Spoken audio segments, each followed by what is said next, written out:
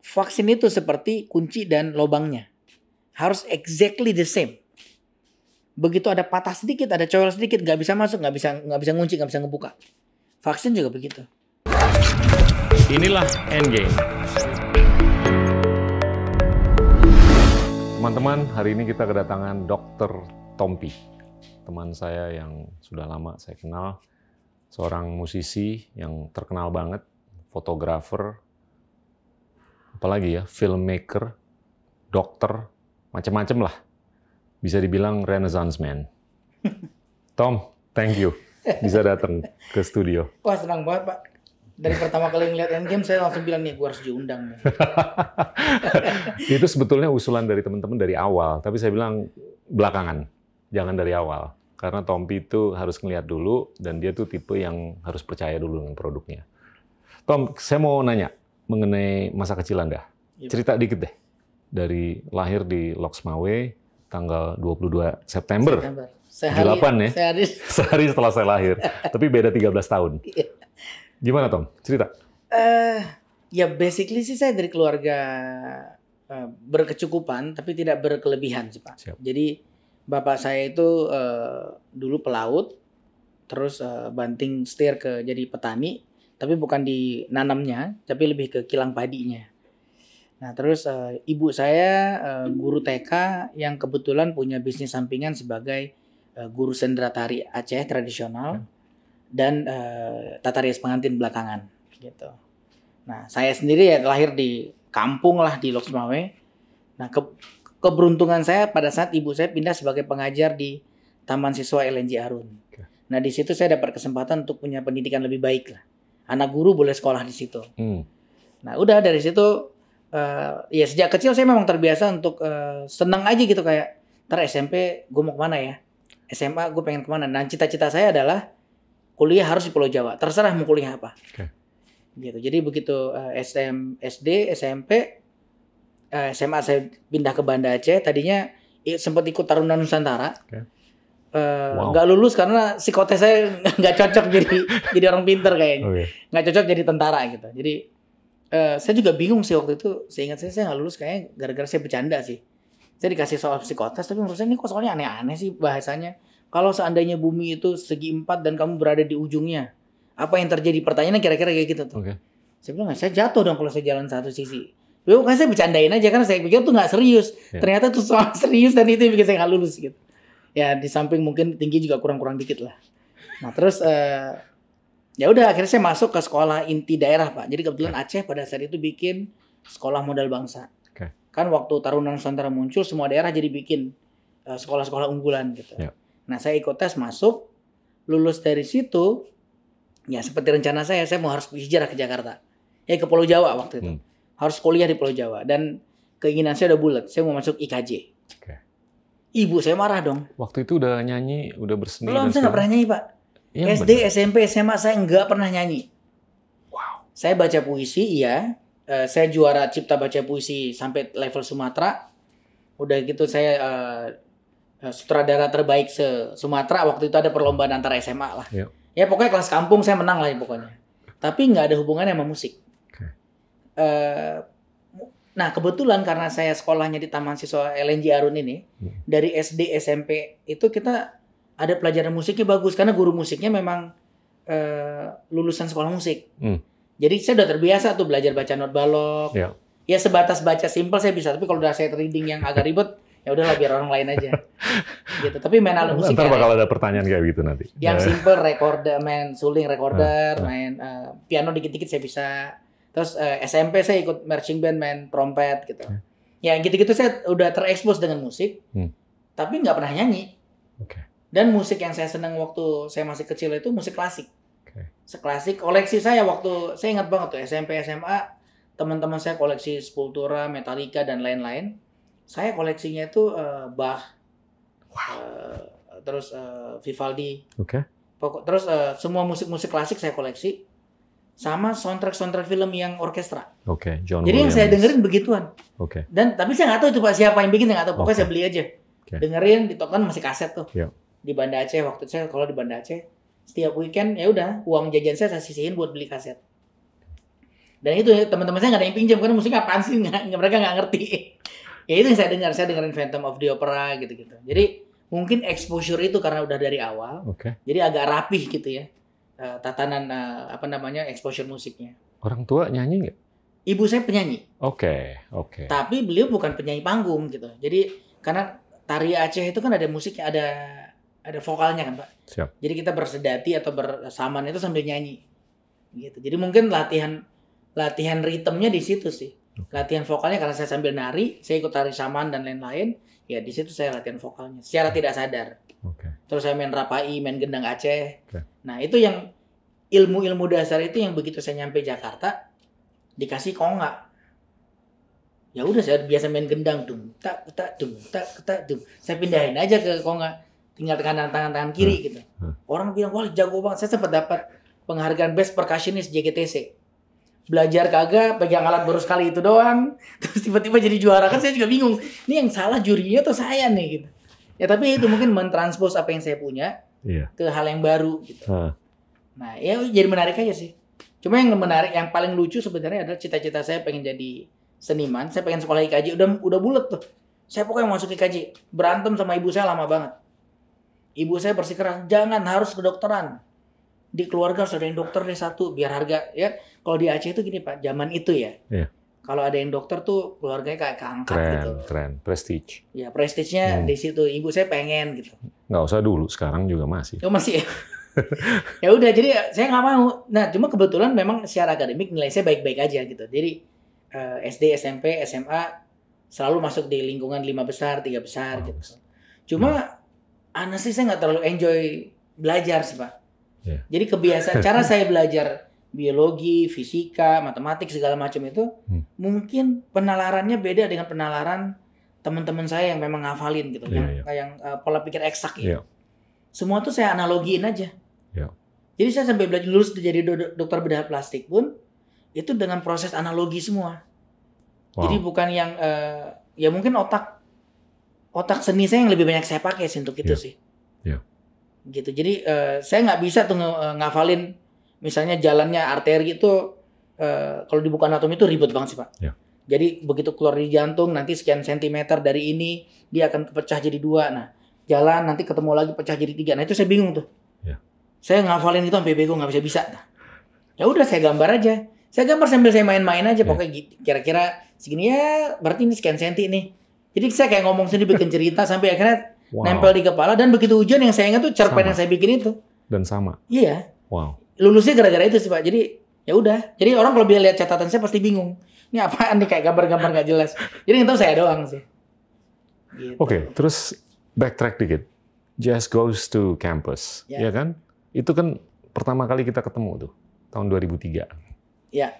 Anda masih di UI S1 kan, nyanyi di kampus, terus saya dapat info nih dari pemain piano band namanya Cherokee. Cerita deh, gimana tuh perjalanan itu dengan Cherokee? Nah, tiba-tiba saya kenal sama Rio tuh, ya kenal begitu-begitu aja. Namanya Rio, pianisnya kan Pak, sama Hari Toledo waktu itu. Terus tiba-tiba Mas Hari yang telepon saya, Tom, lagi di mana katanya? Jalan Mas, jalan pulang. Nyanyi sama kita yuk, sama Cherokee gitu. Kita mau perform di Singapura, nggak cerita mau launching album. Oh gitu ya? Wah mau dong, belum pernah nih ke Singapura. Orang kampung Pak, disuruh ke Singapura Mas senang banget. Terus ya udah, tapi gue belum punya paspor Mas. Nggak, lo malam ini bisa nggak kesini? Saya ingat banget tuh disuruh ke kafenya Pak Dian, adiknya Pak Gita. Di Walter Mongen. Bukan, yang di ini Pak, yang di Pondok Indah. Oh, oke. Yang kafe pizza itu. Kakak saya. Yang kafe pizza itu. Tapi Anda pernah nyanyi juga kan di Walter Mongen? Ya sebelumnya pernah nyanyi di Walter Mongen ya. Punya beliau juga. Malam itu saya disuruh ke sana. Oh gitu ya, ya udah datang saya ke sana. Terus ternyata itu tes Pak, saya nggak tahu kalau itu dites. Jadi dia kasih lagu, saya suruh nyanyi tes. Terus mereka langsung lirikan, oke ya. Ya udah langsung dikasih tahu. Tom, lusa ke Singapura yuk. Wah, paspor belum punya, saya bilang gitu. Orang kampung ada paspor. Kita pada panik tuh. Ya udah, besok bikin deh katanya gitu. Ya tiba-tiba saya dihubungin besok suruh ke Bogor. Bikin pakai ketangkep polisi karena kita ngambil jalur kiri. Ya pokoknya banyak cerita lah. Sampai akhirnya udah langsung berangkat ke Singapura. Dan tuh yang kaget juga karena yang jemput kan Pak Gita langsung ya. Gitu. Ya itu pertama kali saya ke Singapura lah. Tapi luar biasa. Kalau saya lihat ya, itu ya saya udah ketemu banyak lah musisi waktu itu, tapi you have guts. Iya kan? Pertama kali keluar negeri, tiba di Singapura, kita taruh di tempat, suruh konser, dan dari situ tuh saya sama istri sama temen yang nonton ngelihat gila nih orang. Iya kan? Engagement dengan audiensinya. Walaupun dalam bahasa Inggris lagi. Mohon maaf ya, waktu itu agak kacau lagi. Wah, Inggris saya sih parah sih. Tapi cuma gila waktu loh. itu saya mikirnya gini sih, Pak. Yang membuat saya jadi berani ya. Iya. Bob Marley aja Inggrisnya nggak bagus-bagus Iya. amat kok. Bisa mendunia gitu. Top. Jadi sebenarnya the point adalah gimana bikin orang ngerti kan. Iya. Walaupun dia ngerti dengan ya Singlish kan nggak lebih bagus daripada Inggris Jawa juga sih. Jadi ya udahlah, saya pikir udahlah berani aja deh. Lagian udah nanggung, udah di atas panggung gitu. Tapi bener sih Pak, abis kejadian itu yang bikin saya melek tuh ya. Justru waktu kan Pak kita nawarin saya rekaman buat album solo. Iya. Terus tapi sebelum album solo ternyata kita kerjain yang Bali Lounge tuh. Iya. Nah pas Bali Lounge take vokal kan tuh cuma 2 hari tuh. Iya. Dari bikin lagunya, bikin liriknya, sama take-nya semua 2 hari sama Nicholas. Siapa istrinya tuh? Bruno, Marina. Marina, Ya, Nicholas Marina bantuin Rastul. buat ngebenerin pronunciation saya kan waktu Iya. itu. Wah itu stressful banget sih. Setiap saya nyanyi nadanya udah bener, semua udah bener, bahasanya kagak bener. Iya. Terus saya bilang Marina udahlah. Bob Marley juga nggak. Ya tapi Iya. orang ngerti dia ngomong apa. Iya. Gue sih nggak ngarapin lo bunyinya kayak orang British atau American Iya, gitu. iya. Tapi paling nggak Iya. orang ngerti lo ngomong apa. Iya. Oh gitu ya, udah deh. Saya usaha lagi. Tapi bener pulang dari situ. Ya at least di album tuh kedengaran much better dari aslinya sih Pak. Iya. Sampai waktu kita perform di Java Jazz. Iya. Wah orang-orang ngirain saya bukan Top. orang Indonesia kan. Top. Terus semua ngomong pakai bahasa Inggris. Terus gue jawab pakai bahasa Indonesia. Aku jawab pakai bahasa Indonesia nih. Terus yang lucu tuh mereka wah gila dia bisa bahasa Indonesia. Itu lucu banget. Padahal emang orang Indonesia banget gitu. Iya. Aduh itu lucu banget. Saya di situ tuh. Nggak lupa tuh. Gila. Ingat nggak waktu di rumahnya si Nicholas? Lagi take. Saya minta, coba deh ada pengaruh-pengaruh Timur Tengah dikit. Iya. Iya kan? Iya. Kena loh. Tapi nggak tahu gimana ya Tom ya. Kalau saya lihat di awal-awal perjalanan karir musik. Ada tuh kenekatan dan adaptasi. Itu luar biasa loh. Iya, iya. Dan itu kalau menurut saya bisa diaplikasikan ke hal-hal lain juga. Iya, iya. emang rada nekat sih sebenarnya kalau dipikir-pikir sekarang sih. Nah, kalau Bali Lounge kan sukses, tapi T jauh lebih sukses. Ya kan? Cerita deh, gimana tuh metamorfosanya? Emang dalam banyak hal di musik saya learning by doing sih Pak. Oke. Nah yang lebih lucu lagi album itu kan jadi waktu saya belajar, karena di Nicholas itu proses rekaman Bali Lounge itu benar-benar kita sebelah-sebelahan. Jadi saya ngelihat banget dia tuh ngapain gitu. Ya. Oh ternyata ngerekam tuh begini ya. Pulang dari situ saya beli softwarenya, saya kulik sendiri. Wow. Nah album T proses rekamannya kan kita masih minta Nicholas waktu itu. Karena saya masih ngerasa belum pede nih. Ya. Udah dia datang, Pak kita setuju as a producer waktu itu. Dia datang, dia bantuin proses rekaman sampai ke lagu Selalu Denganmu kita take tempat Pak kita kan. Iya. Udah gitu. Saya lagi meeting tuh di kantor, dipanggil sama Anda, masih Nicholas kan. Ya iya, pokoknya gitulah. Intinya rekaman saya ngeliatin apa yang dia kerjain. Iya. Apa yang dia kerjain, dia ngapain aja semua saya tulis, saya catat gitu. Terus begitu dia pulang, album T selesai, saya belajar nih. Setelah itu semua albumnya saya kerjain sendiri Pak. Album saya yang berikut-berikut sampai yang terakhir itu saya kerjain sendiri. Proses take-nya sampai raw mix-nya saya kerjain sendiri. Dari raw mix baru saya kasih ke mixing engineer untuk tolong kerjain perbaiki dari yang udah saya bikin. Yeah. Saya maunya soundnya begini tapi versi rapihnya. Yeah. Karena kan harus potong-potong apa yang nggak benar dirapihin gitu. Dan saya kan nggak punya waktu banyak untuk itu. Jadi raw mix-nya saya kasih buat guide-nya. Yeah. Dan so far ya itu proses belajar sih. Yeah. Jadi ngelihat, memperhatikan, dan benar saya tempelin. Jadi benar saya nggak pulang 3 hari di studio, 3 hari saya nongkrongin gitu. Padahal paginya saya sekolah, sore saya kejar lagi ke situ. Gitu. Gimana ngebalance antara sekolah dengan musik waktu itu? Rasanya mungkin Anda lupa ya Tom. Saya pernah ngomong, Tom pokoknya Anda kayaknya bakal meledak nih. Tapi jangan lupa nyelesain sekolah. Justru gara-gara Pak kita ngomong itu makanya sekolah saya selesai sih Pak. Ya, saya mungkin udah ngelihat I look up to you lah. Saya ngelihat, Sama-sama, I look saya up to you. ngelihat Pak Gita itu ya dari zaman Pak Gita cerita waktu kita beberapa kali ketemu di Singapura kan Pak Gita selalu bilang, saya bakal jadi menteri nih. Itu Lagi jauh. mabok kali ngomong gitu. Hah? Lagi mabok lagi ngomong. Enggak. Sober banget sih. Itu jauh. Saya akan pulang ke Indonesia dan bakal jadi menteri. Saya nggak tahu Pak Gita ingat nggak ngomong itu, tapi yang pasti itu nempel banget di kepala saya. Saya langsung lihat, saya harus belajar apa ya? Bukan antusias, mungkin apa ya? Apa kalimat yang tepat untuk itu ya? Kayak yakin gitu, kayak punya satu keyakinan yang determined. Iya, mungkin itu kata yang lebih tepat sih. Nah ya udah terus dan kejadian kan Pak. Dan pada saat Pak Gita jadi menteri, saya nggak berani ngedeket. Saya nggak pernah datang ke Pak Gita waktu Pak Gita, kecuali yang urusannya musik itu doang. Hak cipta. Tapi di luar itu saya nggak berani ngedeket. Karena saya nggak mau orang lain tuh mikir, wah mentang-mentang Pak Gita menteri saya jadi nempel terus gitu, punya kepentingan pribadi, saya nggak mau. Padahal saya berharap banget Anda bisa datang. Gitu, kecuali yang pas acara yang itu kan Pak kita bikin sekali musik gitu. Tuh. Ya gitulah. Jadi emang ya semua ada prosesnya lah. Gimana Tom ngebalance? Oh ngebalance itu tadi ya. Ya mungkin karena itu Pak, kan orang bilang kalau lo suka ngerjain sesuatu yang lo suka, lo nggak akan ngerasa capek. Oke. Ya proofnya mungkin itu sih. Karena saya senang musik, saya bisa nggak tidur sih Pak. Padahal pulang jaga tuh udah capek banget. Itu saya kerjain sambil sekolah kedokteran yang semua orang tahu lah. Capeknya sekolah kedokteran tuh, aduh terlaluan sih, capek banget. Dan saya kan nggak bisa cabut. Kalau cabut ketahuan gitu, nggak lulus kan. Jadi saya nggak bisa cabut. Jadi kewajiban sekolahnya harus beres. Nah, pulang dari situ orang lain tidur, saya ngerjain musik. Wow. Tapi memang karena suka aja nggak ngerasa capek sih. Padahal mungkin badannya udah dihajar gila-gilaan sih. Gitu, makanya ya itu asal suka aja dulu. Jadi saya setiap orang nanya kok bisa sih ngebalance, ya harus suka sih. Kalau nggak suka pasti nggak mungkin. Jadi kayak berasa dijajah ya, jadi kayak kepaksa. Gitu. Ini mulainya dengan curiosity, terus kesukaan, kecintaan, terus sampai sekarang kan ditekuni kan. Iya. Itu sama dengan fotografi, sama dengan filmmaking, sama dengan kedokteran. Kedokteran tuh sama seperti nekunin musik. Pada akhirnya ya. Oke. 3 bulan pertama sekolah saya agak. Jadi waktu dapat pengumuman UMPTN lulus FKUI, saya senang. Senangnya karena lulus FKUI-nya sih sebenarnya, bukan karena masuk kedokterannya sih. Semua orang pengen masuk, tiba-tiba ada anak kampung lulus nih.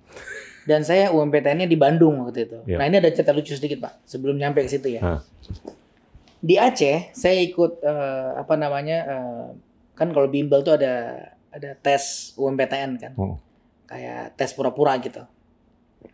Itu ranking saya selalu bagus Pak. Gitu, rankingnya bagus lah. Masuk ranking blok awal 10 besar se-Aceh gitu waktu itu. Ya kita cukup pede ya lulus nih UMPTN gitu. Selesai Eptanas saya langsung lari ke Bandung ikut bimbingan tes di Bandung. Bareng kita bersepuluh rombongan satu sekolah saya berangkat ke Bandung. Ikut bimbingan di Sony Sugeme College dekat ITB di Sumur Bandung. Tes nih minggu pertama kita dites semuanya. Try out namanya. Tes selesai kayaknya bisa. Wah masih gape bisa. Pengumuman Jumatnya. Saya cari di papan pengumuman dipasang Pak dari ujung ke ujung gitu. Saya cari di papan pertama dong. Kan kalau di Aceh nama saya di awal. Saya cari anjir nggak ketemu. Papan terakhir paling bawah, nah itu nama saya. Wah saya langsung shock tuh. Wow. Waduh. Kok kemarin kayak saya kalau saya terlalu euforia sama itu, untung itu kejadiannya begitu sih. Reality check. Wah langsung langsung pulang, langsung bawa buku, udah tuh nggak ada kemana-mana lagi, langsung baca setiap hari, udah kayak orang gila sih. Selesai bimbingan tes, kita nongkrong di pustaka ITB, belajar lagi sampai sore, baru pulang. Malam habis sholat segala makan, baru belajar lagi sampai subuh.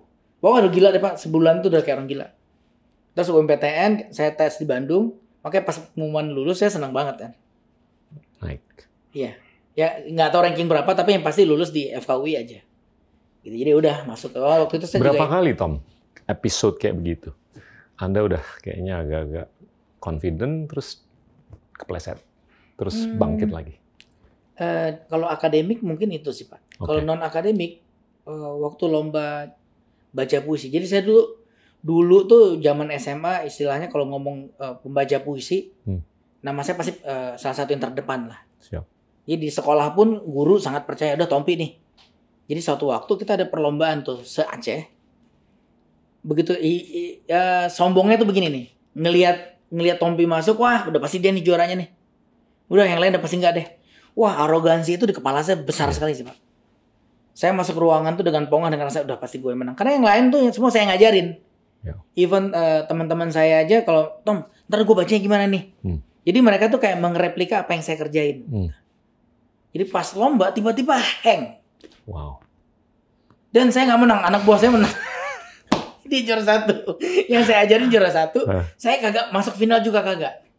Wah, itu tuh benar-benar kayak tamparan sih. Di situ sejak itu benar-benar kayak ngajak, ya kayak Tuhan tuh negur, lu jangan kegedean kepala gitu.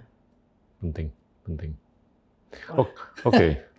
Kalau kedokteran masih jalan kan, musik masih jalan. Ini saya mau nanya Anda mengenai teman kita nih, almarhum Glenn. Ya kan? He's a great man, a dear friend. Saya ingat tuh, yang bawa Angga ke saya, itu Anda dan Glenn. Yang rekomen saya ke Glenn untuk rekomen Angga, itu Anda kan? Iya. Ceritain deh. Ini lebih mengenai Anda loh, bukan mengenai saya. Iya kan? Tapi ini pertemanan Anda dengan Glenn, Sandy, Angga, ini kan luar biasa ini. Kreator-kreator konten yang luar biasa.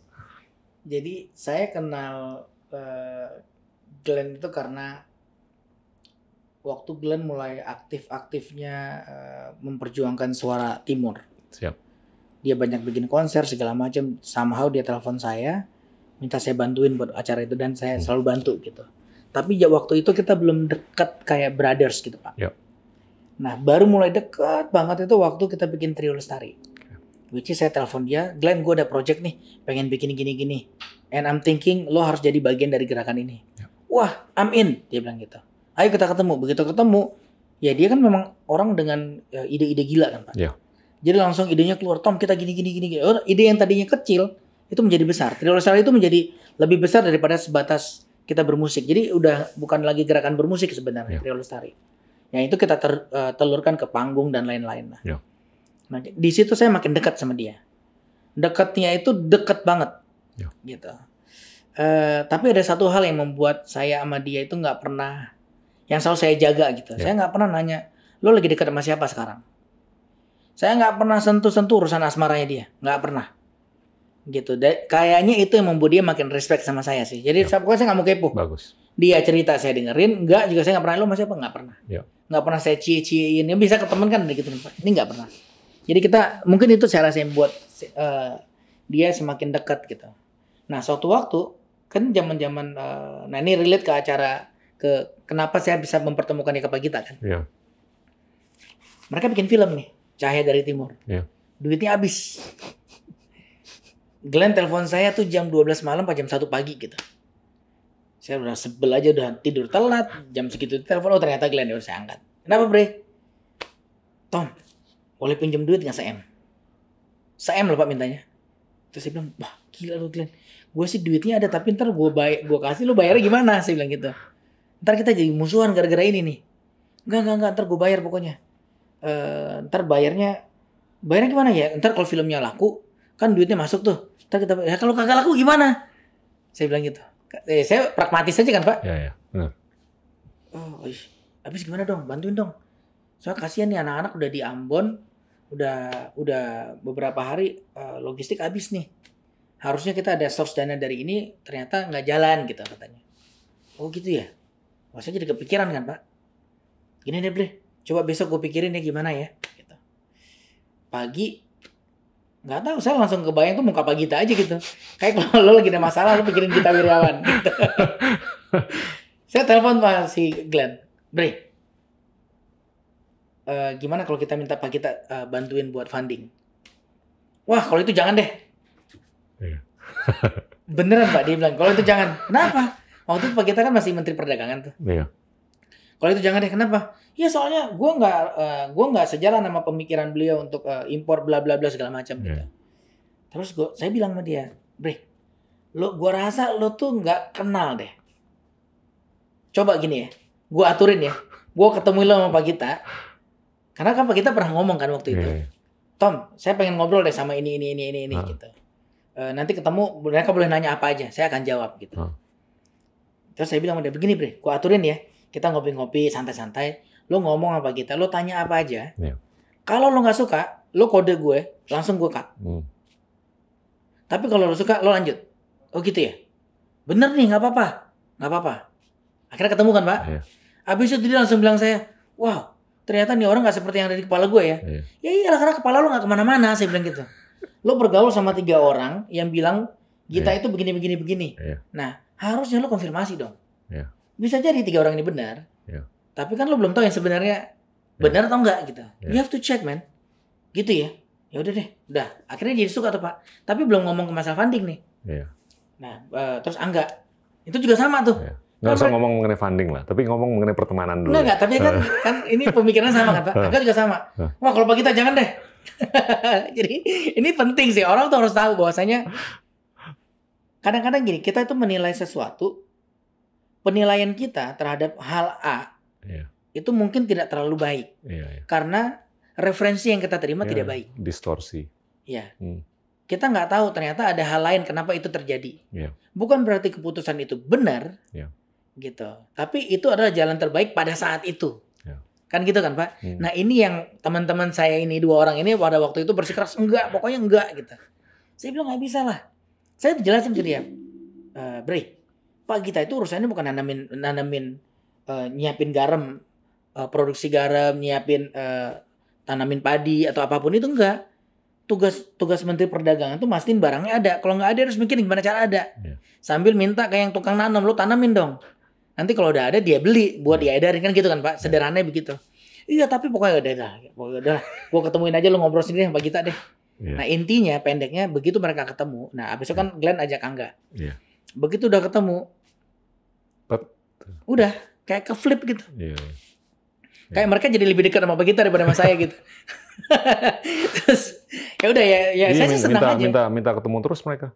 Ya saya senang maksudnya. Nah kan sih ternyata tuh orang tuh mungkin ada hal yang lu memang nggak suka, tapi bukan berarti he's completely wrong, saya bilang gitu.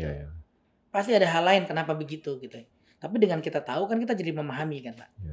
Nah itu sih saya rasa pelajaran termahal buat kita bertiga ini berhubungan dengan Pak Gita itu sih salah satunya sih.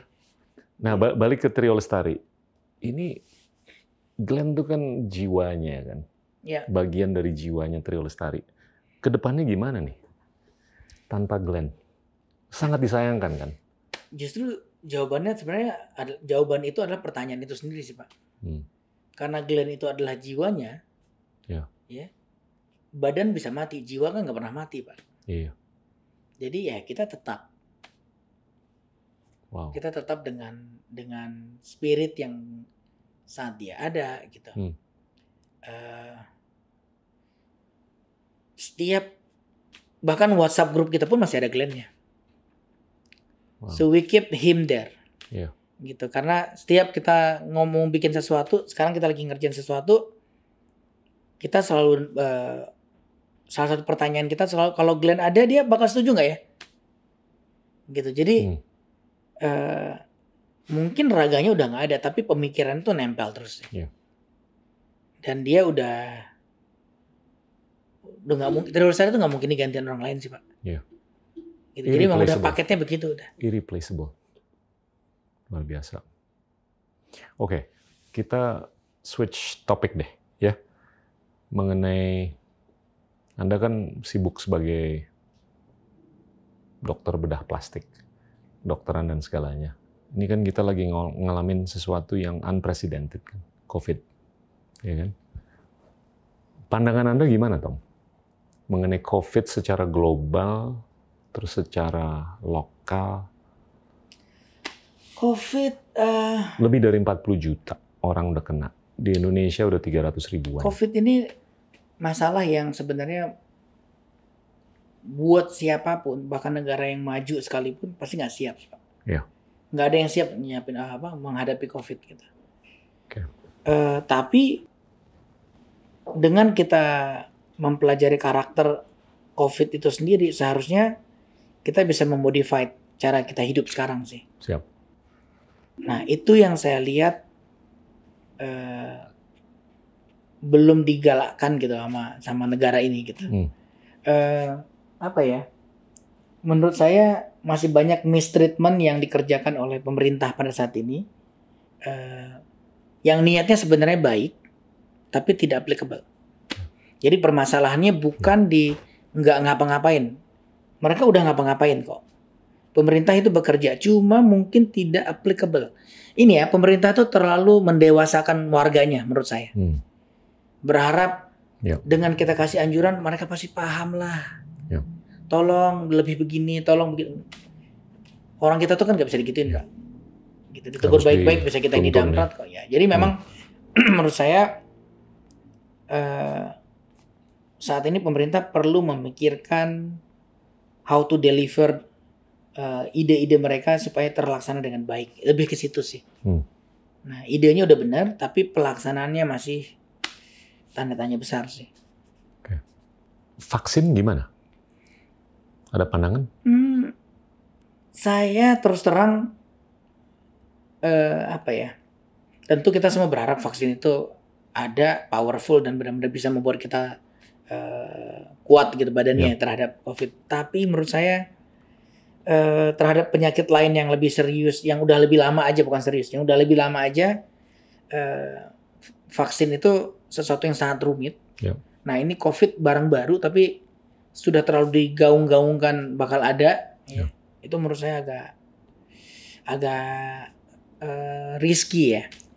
Gitu. Dan apa namanya, terkesan pemerintah sebenarnya gini, sebenarnya ide maksudnya mungkin baik, Pak. Saya pernah nanya ke Pak Jokowi langsung, bertanya sambil memberikan kritik waktu itu pas saya ketemu di sana. Saya bilang, Pak, maaf ya, kalau boleh saya memberikan masukan. Bapak beberapa kali nge-tweet tentang Indonesia akan produksi vaksin pada bulan sekian, dan semuanya nanti akan disuntik pada bulan sekian. Optimisme yang mungkin baik maksudnya, tapi hati-hati, Pak. Gitu. Anda ngomong seolah-olah itu udah pasti terjadi. Once itu nggak terjadi, tahu sendiri deh mulut netizen. Gitu. Nanti akan dibilang seolah-olah Anda pembohong, penipu. Padahal maksudnya kan, maksud beliau menenangkan rakyatnya. Ayo, tenang, kita ini udah ada vaksinnya gini-gini. Nah, tapi mungkin delivery, cara penyampaiannya jangan terlalu wah ini 100% pasti bisa. Karena vaksinnya aja belum ketemu. Waktu beliau ngomong itu vaksinnya aja belum ketemu. Nah, yang mempersulit, Pak, ini virus ini kan bermutasi dengan cepat. Vaksin itu seperti kunci dan lubangnya. Harus exactly the same. Begitu ada patah sedikit, ada coel sedikit, nggak bisa masuk, nggak bisa ngunci, nggak bisa ngebuka. Vaksin juga begitu. Dia mungkin oke buat tipikal jenis yang serotype yang ini, yang A. Begitu A-nya udah jadi A+, atau A apalah namanya, udah nggak bisa. Nah, sejauh ini aja serotype-nya udah banyak banget. Nah, kita kan belum nemu nih vaksin yang untuk semua serotype. Apa mau semuanya dikasih? Kan nggak mungkin juga.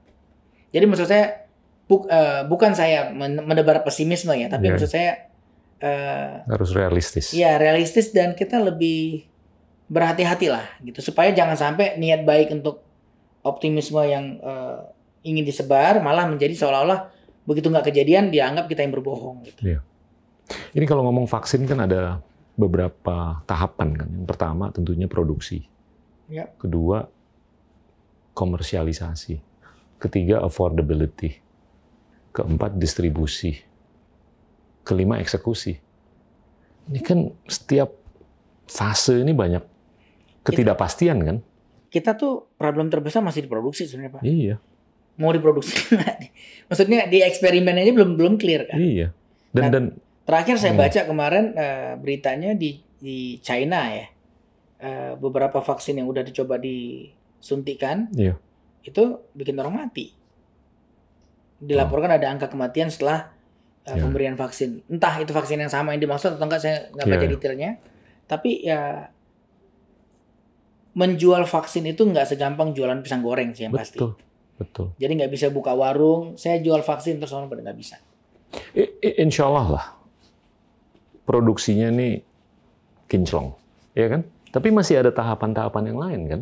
Selama produknya sudah uji klinisnya udah lewat, Pak. Iya. Produksi itu hal kecil sih. Iya. Yang penting sekarang uji klinisnya benar nggak? Betul. Gitu. Jadi, nah produk itu uji klinis kalau obat-obat yang baru itu bisa lama sekali. Nah ini kan dipercepat nih, karena ngejar pandemiknya kan. Nah itu gimana? Ada ketergesa-gesaan nggak? Sekarang sih yang tercium begitu ya, terkesan dipaksakan. Tapi kan kita nggak tahu apakah sebenarnya itu udah dikerjakan jauh-jauh hari sebelumnya. Gitu kita nggak tahu. Saya coba ngitung dengan margin of error di setiap tahapan ini kan. Ujung-ujungnya kan oke lah, anggap ini sempurna clinical trial-nya, produksinya sempurna.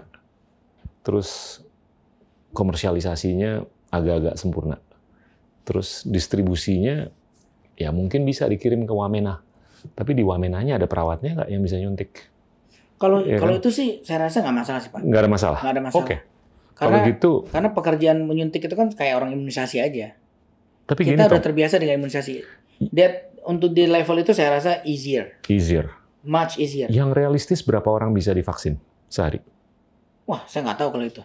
Tapi kalau yang saya hitung, itu kurang lebih 300 sampai 400 ribu per hari. Kalau bisa 1 juta, ideal. Tapi saya nggak tahu. Se-Indonesia? Se-Indonesia, I think can be more, Pak. Oh ya? Ya. Ini kalau gitu bagus dong. Karena nyuntik itu sebenarnya kayak orang milih di KPU aja pita suara sih, Pak. Oke. Ilmu nyuntiknya nggak ada ilmu khusus sih. Oke. Beda kalau misalnya jadi kita orang ngomong awam bisa di-train lah kalau kurang perawat, dokter dan sebagainya. Iya, tapi nggak mungkin, pasti akan dokter atau perawat. Dan jumlah kita saya rasa masih kalau sebatas hanya untuk nyuntik. Iya. Saya tidak ragu dengan itu sih. Oke. Gitu. Karena itu nolong kalau gitu. Itu bantu. Nungging, suntik cuma gitu doang sih. Nggak ada sesuatu yang agak berat ya. Iya. Gitu. Tapi yang justru sekarang polemiknya kan di barangnya benar nggak gitu. Produksinya. Iya. Justru masalah terbesar di situ sekarang, Pak. Oke. Produksinya benar nggak gitu. Oke. Nah, bayangan Anda tuh new normal kayak gimana sih? Dengan ketidakpastian mengenai beberapa hal. Ya, sebenarnya nggak jauh dari yang sekarang kita udah kerjain sih, Pak. Iya. Jadi memang kita harus jaga jarak. Kayak kita gini walaupun kita, karena kita udah tested ya. Iya. Saya udah tested, Pak kita udah tested, nah, dan kita negatif, maka saya berani buka gitu. Iya. Tapi pun demikian kita tetap jaga jarak. Siap. Gitu, at least sekitar hampir 2 meter lebih gitu ya. Supaya kalaupun ada droplets, kalaupun misalnya kita OTG ternyata kita masih safe. Yep. Ya memang harus ke situ, jaga jarak, terus maskeran, cuci tangan, makan yang benar, termasuk vitamin D. Indonesia itu majority-nya vitamin D-nya itu rendah. Yep. Gitu. Nah ini kata istri saya kebetulan dokter gizi klinik, jadi kita suka ngobrol tentang itu. Gitu. Jadi harus dicek tuh. Ya. Kalau vitamin D bagus, biasa imunnya bagus. Okay. Jadi orang kan cuma mikir vitamin C doang. Nah ternyata ada vitamin D yang sangat penting juga untuk imun badan gitu. Ya. Nah jadi itu terus hal-hal lain ya yang kita harus rubah adalah pelayanan publik. Okay. Nah ini yang belum kesentuh dengan detail sih Pak. Sejauh ini saya lihat pemerintah hanya memberikan anjuran. Ini yang saya kritisi juga kemarin waktu saya ketemu Pak Jokowi. Ya. Policy yang dibikin pemerintah itu masih terkotak-kotak, masing-masing bergerak sendiri-sendiri. Seharusnya, misal dari Departemen Dinas Perhubungan atau yang mengatur tenaga kerja, pabrik dan lain-lain, kan sekarang kita nggak batasin orang supaya nggak ngumpul rame di sebuah ruangan. Bayangkan kalau sebuah company tekstil gitu Pak. Yang kerja di bikin baju gitu ya. Itu kan orangnya rame. Ya. Nah kalau pemerintah tidak memaksa dalam tanda kutip jam kerja, kan mereka ngejar restoran harus produksi sekian ribu piece dalam 1 minggu misalnya gitu. Selama ini kuota segitu dikerjakan oleh 500 orang yang masuk bersamaan dari jam 9 pagi sampai jam 5 sore. Nah kalau pemerintah tidak memaksa orang-orang ini harus di-split, ya berarti kan lonjakan mulai dari mereka berangkat dari rumah udah numpuk, di tempat kerja juga numpuk, jadi menekan laju penyebaran penyakitnya kan lebih sulit kan. Jadi pemerintah nggak cukup dengan hanya memberikan anjuran pergaulan itu harus dengan yang seperti yang sekarang didengungkan. Jadi harus ada regulasi di kantor, harus yang masuk kantor itu harus dari jam sekian sampai jam sekian sekian orang. Jadi udah benar detail ngomongnya. company yang ini yang tadi 500 karyawan, karena dia ngejar restoran, artinya jam kerja nambah kan Pak? Iya. Jadi yang tadinya 9 to 5 mungkin ya jadi 9 to 9. Ada 2 shift pagi sama shift malam. Iya. Atau 3 shift. Iya, orangnya dibagi gitu Iya. supaya kuotanya tercapai, tapi jam kerjanya jadi ke split gitu. Iya. Nah itu yang belum diatur saya lihat sih. Tapi ini ngaruh ke ekonomi cukup loh. Ya banget lah Pak. Sekarang contoh paling dekat misal bioskop nih. Bioskop dipaksakan mau dibuka di Jakarta. Iya. Kuotanya ternyata hanya boleh 25%. Saya ngomong sama teman saya yang punya bioskop, dia bilang, wah nggak bisa buka juga mas. Gila. 25% mah kita nggak nutup. Iya. Buka tuh masih rugi. Iya. Penuh aja 25% tuh masih rugi. Dia nyalain AC-nya kan nggak bisa 25%. Gitu, jadi emang ya nggak bisa. Wow. Nah menurut saya, selama vaksinnya belum clear, terus penyakit ini belum tereradikasi dengan sendirinya, semua services yang sifatnya pelayanan umum seperti itu pasti akan gantung diri sih. Kita udah ngelihat atau ngomong mengenai ketidakpastian mengenai beberapa tahapan tadi kan. Belum lagi kalau ada secondary outbreak. Iya kan? Ya. Belum lagi kalau ada mutasi yang bisa lebih ekstrim. Ya. Dan yang saya dengar itu sampai sekarang aja menurut CDC obat belum diketahui kenapa SARS itu tiba-tiba hilang di bulan Agustus atau September tahun 2003. Kan munculnya kan Oktober 2002 kan. Tapi sampai sekarang belum ketahuan. Itu misterius sekali. Dan ini kan 19 ini kan mutasi dari SARS. Ya kan? COVID-19. Nah itu ya kita perlu dong kepastian. Kalau yang sebelumnya ini semestinya udah ada solusinya. Kalau yang sekarang solusinya apa? Terus nggak menjamin kan? Nggak bisa terjadi mutasi lagi yang lebih ekstrim. Ya. Nah itu harus diinkorporasi tuh dalam, ya kalau kita di bisnis kan ada namanya financial projection kan. Ya. Asumsi-asumsi seperti itu harus diletakkan. Nah itu masih goyang semuanya. Gimana tuh? Di bisnis kan, di ekonomi yang diinginkan kan kepastian, bukan ketidakpastian. Ya itu PR-nya. New normalnya nih belum kebayang bentuknya kalau menurut saya. Dan saya tetap berpegang, oke lah, asumsiin aja 300-400 ribu orang tervaksinasi per hari, sebulan 9 jutaan, setahun 100 jutaan. Kalau vaksinnya udah ada sih, saya rasa problem solved, Pak. Problem solved ya? Problem solved. Kalau vaksin udah ada, dan benar-benar it works ya. Kalau it works, recovery ekonomi itu bisa cepat sekali. Iya, tapi kalau misalnya enggak, ya maksud saya sejauh itu tidak, yang harus kita modify adalah cara hidup kita sih. Iya. Nah, saya kemarin sempat pemikiran ini, kebetulan saya lagi mengembangkan klinik, kita lagi pengen bikin klinik cabang banyak Pak, dari Beautiful yang saya punya. Ya. Nah, terus ngobrol lah sama beberapa teman yang mempertanyakan, ntar safety-nya gimana, karena mau ada masuk gymnya dan lain-lain, kan kayak gym sekarang mati nih di mana-mana. Ya. Padahal sebenarnya kalau mereka mau repot sedikit, ya mungkin, gitu kan, toh kita udah tetap melakukan pemeriksaan orang yang datang. Ya. Nah, separasi tempat harus per alat. Even bioskop, kalau menurut saya sih kalau memang mau tetap ada bioskop, kan bioskop itu tertutup tuh Pak. Jadi di dalam itu harus udah ada gelas-gelas kecil yang membatasi. Akrilik. Yes. Mau tidak mau. Wow. Kalau memang masih mau menikmati layanan bioskop layar lebar begitu ya. Jadi kita duduk udah terpisah dan semua tempat itu udah udaranya langsung keluar semuanya. Iya, iya. Begitu dia keluar langsung desinfektannya nyemprot. Kayak di pesawat kan ada sirkulasi. Gitu. Jadi memang udah harus begitu. Kalau memang kita masih berharap hal itu ada. Kalau enggak ya, selama vaksinnya nggak ada ya udah kita kalah terus sama keadaan. Yang repot kan sekarang kan ini ya sama kayak sekarang negara kita hadapin kan Pak. Economy first atau healthy first? Health. Kalau saya sih health. Ya kan? Ya, dua-duanya kan ribet ya sekarang. Anda yang mana? Health atau economy? Saya sih dari pertama teriak lockdown Pak. Iya. Setuju. Cuma permasalahannya memang begitu udah lockdown, bukan lockdown yang ekstrim ya. Misalnya lockdown dalam arti kita benar-benar ngebatasin semuanya dengan cara yang benar-benar ditekan gitu supaya yang nggak perlu benar-benar nggak usah gitu. Dan ada fasenya saya benar-benar men-lockdown saya dan keluarga sekitar hampir 2-3 minggu tuh di awal-awal. Ya. Cuma akhirnya kita keluar juga dan kayaknya nggak mungkin juga sebegini. Karena negara kita nggak siap sih Pak. Ya. Kalau di lockdown ekonominya juga ya pasti akan memperburuk ekonomi, udah pasti tuh. Yeah. Tapi dibelain ekonomi, orang pada mati. Dan akhirnya akan, jadi emang udah kayak ayam telur ayam sih.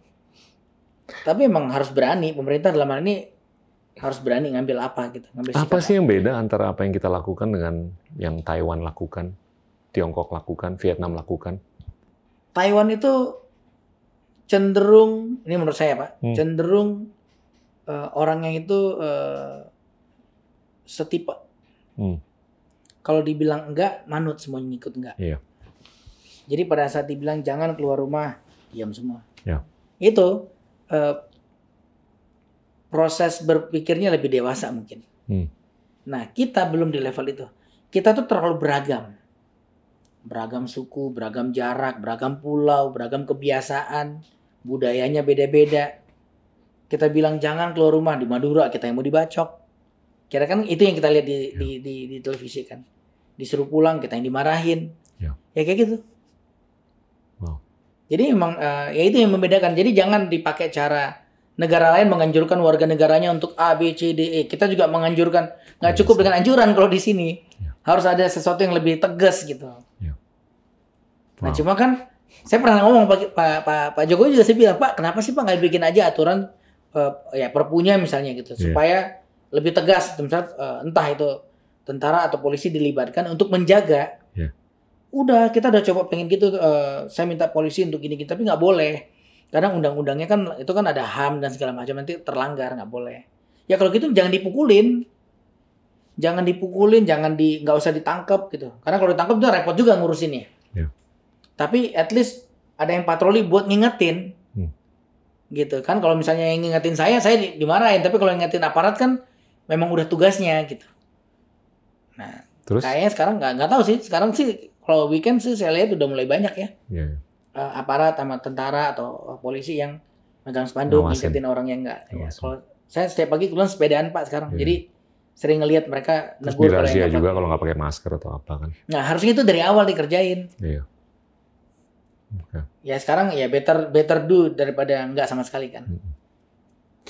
Tom, kalau ngobrol mengenai genetik gimana pandangan Anda? Ini ilmunya istri. Ke depan ya, ilmu istri saya sebenarnya Pak. Nggak apa-apa ya. Tapi beberapa kali saya diskusi, kan kita lihat di film-film nih sekarang tentang bagaimana rekayasa genetika. Dan sebenarnya ini kayak semakin mendekati ke arah bakal kejadian sih. Sudah.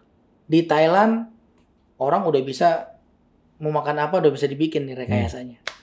Mereka yang tadinya nggak bisa nanam tumbuhan tertentu sekarang udah bisa nanam itu sepanjang musim. Thailand tuh nggak ada musim buah. Kita ada musim buah kan Pak. Di sana mangga bisa terus-terusan ada tuh. Dan mangganya bagus gitu. Saya di Thailand beberapa kali ke supermarket sampai bingung ngelihat kok bisa ya. Bintik-bintik aja nggak ada tuh. Kulitnya bisa bersih kayak lukisan gitu. Kayak ini bener buah-buahan atau enggak gitu. Sementara kita di sini kan pisang kita banyak bintik-bintiknya. Makanya ya itu mungkin ya kayak di mereka tuh udah agriculture-nya udah ada rekayasa. Perlu kan kita begitu? Ya harusnya kita ngejar dong sana. Kenapa enggak? Nah itu harus ditanya ke Menteri Pertanian kita sih Pak. Kenapa rekayasa kita di pertanian belum segencar yang di sana gitu ya? Atau jangan-jangan sebenarnya udah ada tapi yang bagusnya diekspor yang bintik-bintiknya kita yang makan di sini, saya nggak tahu juga sih itu. Nah Pak kita lah yang lebih tahu itu. Kalau dulu gimana? Kenapa pisang kita diekspor nggak keluar Pak? Ke Singapura aja misalnya. Ada tapi skalanya nggak semasif apa yang dilakukan mungkin Meksiko atau Filipina. Karena kan kalau kita ke supermarket ya Pak, kita beli pisang impor pasti kuning bersih kan. Pisang lokal, pisang ayam kita tuh pasti bintik-bintik. Walaupun rasanya enak, tapi saya nggak ngerti juga apakah bintik itu menandakan penyakit, tumbuhannya nggak sehat atau saya nggak ngerti juga sih. Yang keren kan kalau di airport Bangkok, iya kan, di sebelah duty free gitu kan toko-toko buah-buahnya kan, waduh, perfect gitu loh. Pinggir jalan aja bagus Pak. Iya. Itu. Dan manisnya bukan main, manis banget. Nah, apa yang sudah dilakukan dengan buah-buahan itu juga sudah dilakukan dengan manusia. Iya. Sekarang itu sudah, jadi kalau di bidang saya bedah plastik, sangat berkembang sekarang adalah stem cell treatment. Iya. Nah di Indonesia sayangnya, setahu saya sampai sekarang belum keluar regulasi stem cell itu diperbolehkan sebagai daily treatment. Masih boleh sebagai eksperimental di pusat pendidikan, tapi kalau buat treatment belum boleh. Yang terakhir kan ditangkap tuh di Kemang.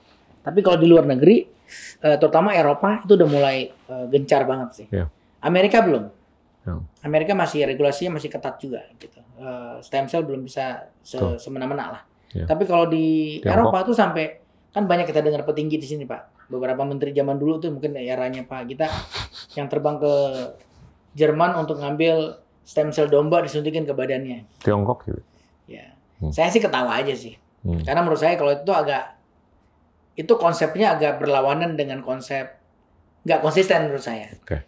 Yang namanya manusia itu diciptakan dari sebuah stem cell. Yep. Jadi ada sel benih namanya, sel punca. Yang kalau dia nanti jadi rambut, jadi tulang, jadi jantung, jadi otot segala macam itu dari satu sel itu. Teori embriologinya begitu tuh Pak. Nah, ya kita sama domba kan udah pasti beda nih. Jadi kalau dianalogikan dari sana tuh kok kayak agak kejauhan ya. Iya. Gitu, mau dimodified dari apapun. Tapi kalau dari sel dia sendiri dimodified itu mungkin. Iya. Dan itu sudah mulai banyak penelitiannya sekarang. Makanya udah mulai banyak kalau di Singapura kan udah ada tuh organ bank buat yang tali pusar dan plasenta tuh. Kirim ke sana kita bayar setiap tahun. Nah itu tujuannya begitu suatu waktu kita butuh itu kaya dengan stem cell. Iya. Dua organ itu kaya dengan stem cell gitu. Nah ternyata sekarang pada badan kita yang dewasa ini pun ada stem cellnya.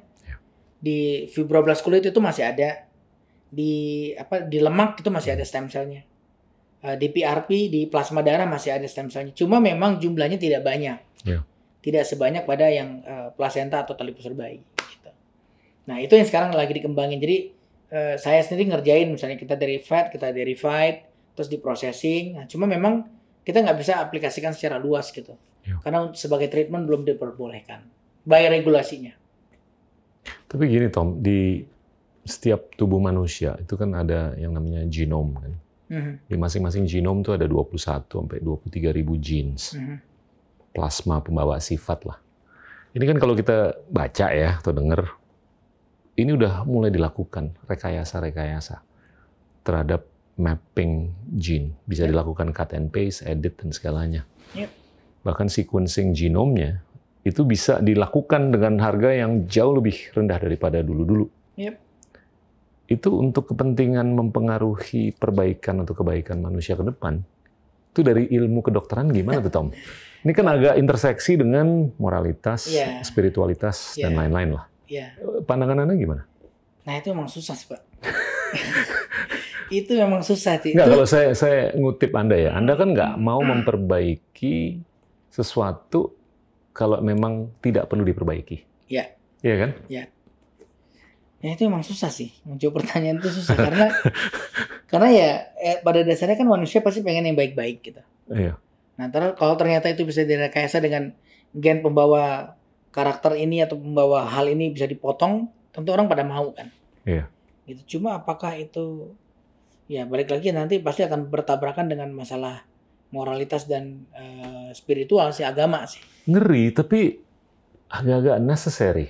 Ya, sebenarnya kan kalau di kedokteran Pak, itu isunya adalah kayak don't play as a god kan. Betul. Kesana sih arahnya sebenarnya. Betul. Gitu, tapi ya. Tapi bedanya itu dengan ngasih orang Panadol apa? Oh beda Pak. Kalau Panadol itu kan kita mengadjust tubuh kita ya supaya menurunkan temperatur. Respon kita terhadap kita melakukan adjustment terhadap genetik. Iya, tapi itu coding. tidak merubah indungnya. Oke, ini lebih remedial ya kalau Panadol. Oke, mengembalikan ke. Iya, jadi itu yang kita touch itu respon badan kita. Iya. Gitu, respon badan kita. Kalau ini nggak indung yang dirubah, hostnya yang dimodify. Dan penelitiannya sebenarnya pasti bakal rumit karena kita nggak tahu stabilitasnya kan. Iya. Gitu. Itu kalau dimodified begitu, apakah kedepannya lebih rentan nggak dianya? Bisa bermutasi nggak? Iya. Menjadi yang lain-lain lebih aneh, entah ke arah karsinogenik dan lain-lain. Kita kan itu bisa bermutasi. Nah itu penelitiannya kan belum selesai Pak. Karena mau meneliti aja kan pasti yang sekarang meneliti kan pasti sembunyi-sembunyi tadinya. Iya.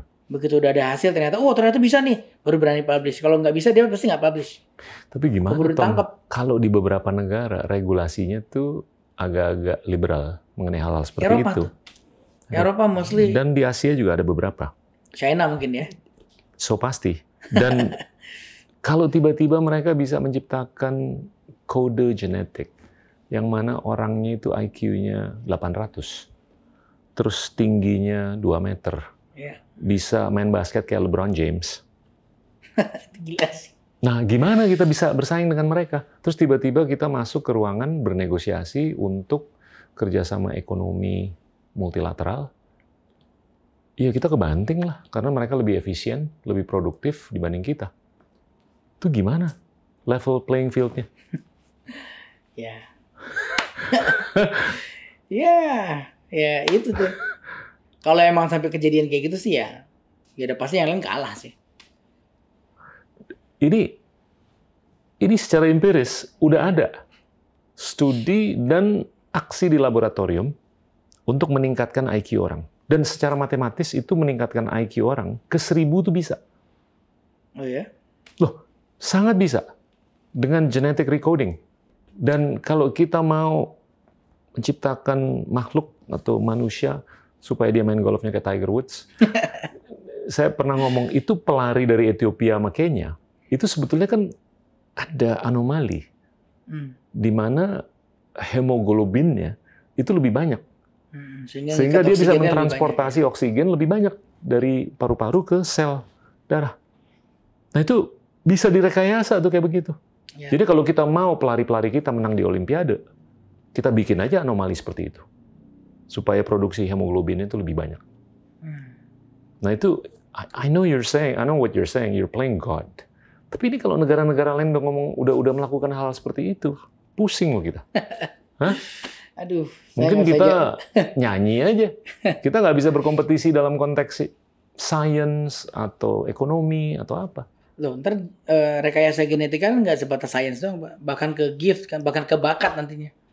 Karena bernyanyi itu pun mungkin nanti akan ada pemetaannya tuh. Iya. Kayak talent musik itu udah ada di genetik, mungkin udah ada petanya tuh. Oh, kita bisa sequence genomnya Anda.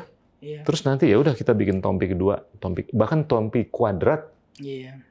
Iya kan? Supaya suaranya much bisa lebih version of. Ya itu ngeri sih kalau sampai beneran. Aduh itu ngeri sih. Itu sih pertanyaan itu sama seperti ini sih Pak. Tapi gini loh Tom, konteksnya kan gimana supaya Indonesia ini bisa jadi bangsa yang keren. Iya kan? Ya, tahun 2045. Kalau saya sih simpel Pak untuk saat ini. Nah gimana? Benerin aja dulu pendidikannya sih. Setuju. Pendidikan tuh masih PR terbesar sih di bangsa ini sih. Kalau menurut saya pendidikan kita tuh terlalu banyak social science, kurang empirical science. Yang mau jadi dokter tuh nggak sebanyak yang kita inginkan. Yang mau jadi astrophysicist nggak sebanyak yang kita inginkan. Kalau saya ngelihatnya malah lebih semuanya mau ngobrol politik doang. Lebih basic dari itu sih Pak. Kalau menurut saya Pak kita udah terlalu kejauhan sih. Saya lebih basic lagi. Karena saya dulu ngerasain SD di SD negeri, kurikulum negeri kan Pak. Siap. Terus SMP, SMA, sampai saya jadi dokter. Terus saya flashback lagi. Dari yang saya pelajari bermanfaat nggak sih sebenarnya? Mostly nggak. Nah, problemnya adalah semua guru-guru saya ngerasa pelajarannya itu paling penting dari pelajaran yang lain. Guru PPKN ngerasa harus jago PPKN ya. Iya. Sama pentingnya dengan matematika. Guru olahraga aja begitu. Iya. Jadi semua tuh ngerasa penting. Iya. Akhirnya apa yang jadi beban tuh si anak didik sih Pak. Nah, di kita itu belum sistem pendidikan itu bukan karena lo mau tahu apa lo pelajarin ini. Bukan gitu. Pelajarin aja dulu semuanya, nanti baru tentuin mau jadi apa. Kasihan kapasitas otaknya udah keburu jenuh gitu. Iya. Nah itu yang harus dirubah. Nggak gampang memang karena memang akan terkesan kayak customize ya. Iya. Tapi kan bisa dibikin pengelompokan. Kalau bikinnya per individu mah nggak mungkin. Tapi kalau dengan approach-nya peer group pasti mungkin. Gitu. Dan sekarang di international school kan udah diterapin begitu Pak. Di salah satu sekolah yang saya tahu didevelop oleh Mbak Najila Shihab misalnya di Cikal, mereka udah kerjain itu. Peer group. Iya, jadi anak itu dikelompokkan sesuai dengan kecenderungan mereka belajar dengan cara apa. Anak yang senangnya lasak, bergerak segala macam. Iya. Kalau dikumpulin dengan anak yang kalem, pemerhati, gurunya sebel sama dia. Seolah-olah menjadi anak yang bodoh, padahal itu cara dia belajar.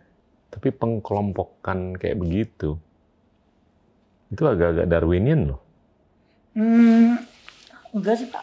Anak kan langsung kelihatan, Pak. Kalau anak itu kan Itu kan nggak bisa seakan-akan secara nggak langsung menyaring kan. Iya, jadi pas dia masuk mungkin seminggu 2 minggu pertama masih general, nanti kelihatan tuh, ini anak begini, oke langsung. Wow. Jadi anak yang auditorik memang akan dapetin guru yang ngoceh terus. Oke. Anak yang memang dia visual, gurunya akan presentasi gambar terus. Oke. Orang yang visual, contohnya istri saya nih Pak, dia visual banget.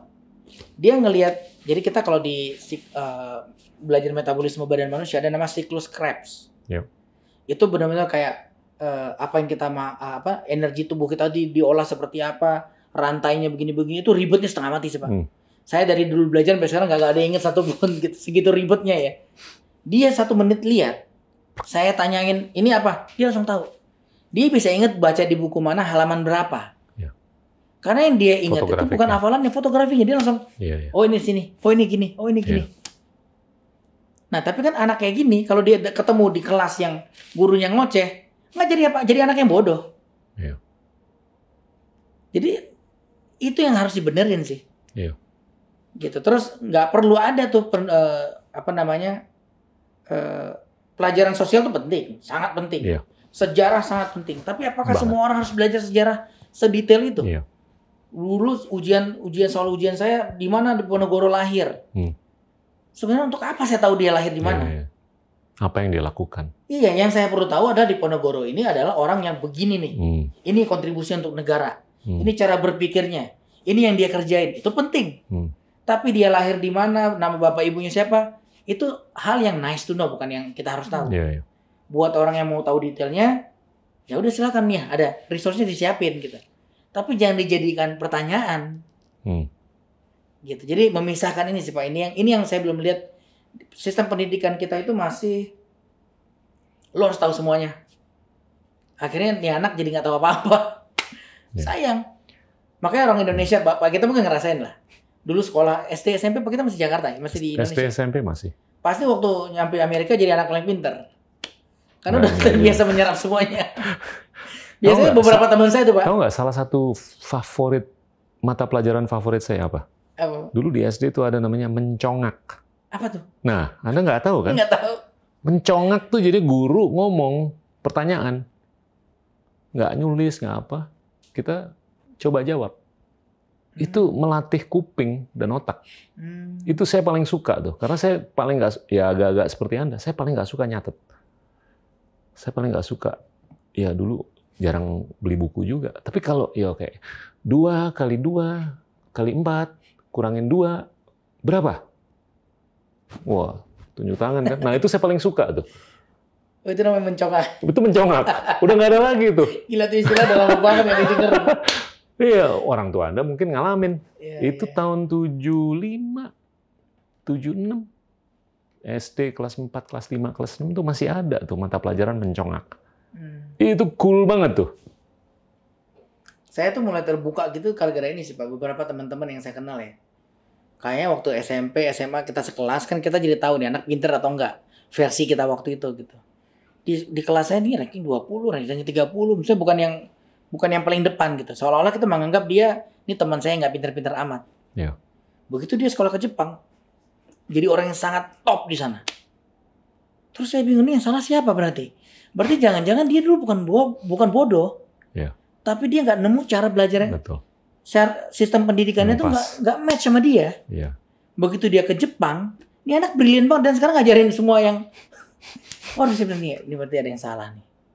Saya ngobrol sama dia, kenapa? Kalau tiba-tiba, kok lo jadi pintar sih sekarang? Itu pertanyaan saya waktu ketemu. Terus dia bilang, dari dulu sebenarnya gue ngikutin sih, cuma gue nggak suka karena gurunya ngomong gini, karena dia paksa gue harus gini-gini. Gue nggak suka, gue nggak mau, gue rebel aja. Dan buat dia ranking 30, ranking 20 doesn't matter, nggak penting. Nggak ada korelasi tuh ranking dengan kesuksesan. Dan sering gini Pak, akhirnya jadi joke sekarang kan. Beberapa kali saya dapat meme tuh. Anak yang dulunya bandel di kelas malah jadi bos. Karena mungkin bandel yang dikategorikan bodoh seolah-olah gitu ya. Sekarang malah jadi bos. Jadi sebenarnya dia bukan bodoh. Iya. Kalau nggak mungkin lah dia bisa ngatur kena aja dulu settingnya. Jadi gimana nih, fix-nya gimana untuk sistem pendidikan kita ke depan supaya kita menjadi bangsa yang keren? Menteri kita harus kerja keras, Pak. Harus berani ngerubah ini. Oke, kerja keras udah lah. Dan apa fix-nya namanya? Ngerubah mindset orang tua juga sih, Pak. Oke. Saya setuju. Pendidikan di rumah tangga tuh penting. Saya termasuk yang kaget waktu awal-awal. Saya selalu ngomong kemana-mana, pokoknya anak tuh harus begini-begini di-build sesuai dengan bakat dan ketertarikan dia kemana. Tapi, waktu anak saya nggak bisa kali-kali, saya stres. Waduh, anakku nggak bisa kali-kali nih. Padahal dia emang nggak berbakat ke sana. Dia emang, ya matematik, setelah dia bisa ngitung duit, dia nggak ditipu orang, dia bikin pencatatan uang masuk, uang keluar, reportnya ini cukup kan sebenarnya, Pak. Yeah. Kalau memang dia nggak mau jadi banker kan nggak perlu segitu-segitu amat gitu. Yeah. Gitu. Ternyata dia mau jadi musisi. Musisi belajar matematik penting, tapi bukan nggak perlu belajar sampai akar kuadrat, algoritma segala macam, kan nggak penting. Yeah. Nah, ngapain anak-anak kita tuh dipaksain ke sana? Saya mikir begitu.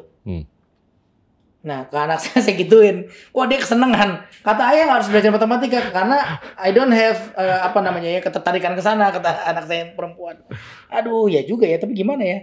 Saya yang stres. Waktu dia nilai matematikanya jelek, compare tuh teman-temannya, kita ikut stres. Cuma waktu itu saya balik lagi. Loh, saya kan ngerasa dia pun jago matematika, toh nanti dia nggak pakai buat apa? Iya. Gitu, mendingan teman-teman yang jago, jadi kalau dia butuh, dia bisa dapat penghasilan hidupnya layak dari cara lain. Dia butuh ahli hitung, gue bayar aja, lo hitung buat gue. Iya. Karena dia lebih hebat ngebayarin orang hitung buat dia. Gitu. Jadi dia nggak harus ngitung, ya nggak sih, Pak? Tapi kita kan punya anak 3 nih. Iya. Yang satu pendidikannya udah top banget tuh. Nah, pasti sekarang mulai ngemikir 2, 3 gimana nih? Iya. 2 baru aja lulus. Si Gibran masih ingat? Udah lulus. Alhamdulillah, udah kerja sekarang di LA. Keren. Waduh, gara-gara Anda tuh dia main musik sekarang. Gian juga main musik. Si Gia tahun depan masuk college. Ingin nggak zaman dulu? Si bayi. Anda jadi babysitter di rumah, nemenin anak-anak main apa nggak jelas tuh. Aduh. Tapi bener Tom, ini gimana supaya negara kita, bangsa kita ini makin keren lah ke depan. Sama kayak misalnya gini Pak, kayak misalnya dia dari kecil pengen jadi movie maker. Seharusnya tuh dari awal tuh udah exposure-nya how to make a good movie kan. Iya. Gitu. Bule itu saya perhatiin, saya beberapa kali kerja sama bule, dia kalau memang jago bidang A, yang lain tuh goblok minta ampun. Iya. Tukang ledengnya mereka tuh jago banget untuk urusan ledeng. Tapi begitu ban sepeda kempes dia bingung mau ngapain. Kira-kira kayak gitulah. Iya kan Pak? Yeah. Bule kan gitu. Jadi kalau dia A terus. Compartmentalized, silo, gitu kan. Tapi A. ada juga yang bisa cross sih. Ya tapi kan itu 1-2 Pak. Mostly kan enggak. Dan even kayak ada teman saya. Jadi gini. Ya saya as a plastic surgeon. Kita di sini dituntut untuk ngerti semuanya. Kita belajar semuanya, ngerjain semuanya itu. Terus suatu waktu saya ikut konferensi di luar.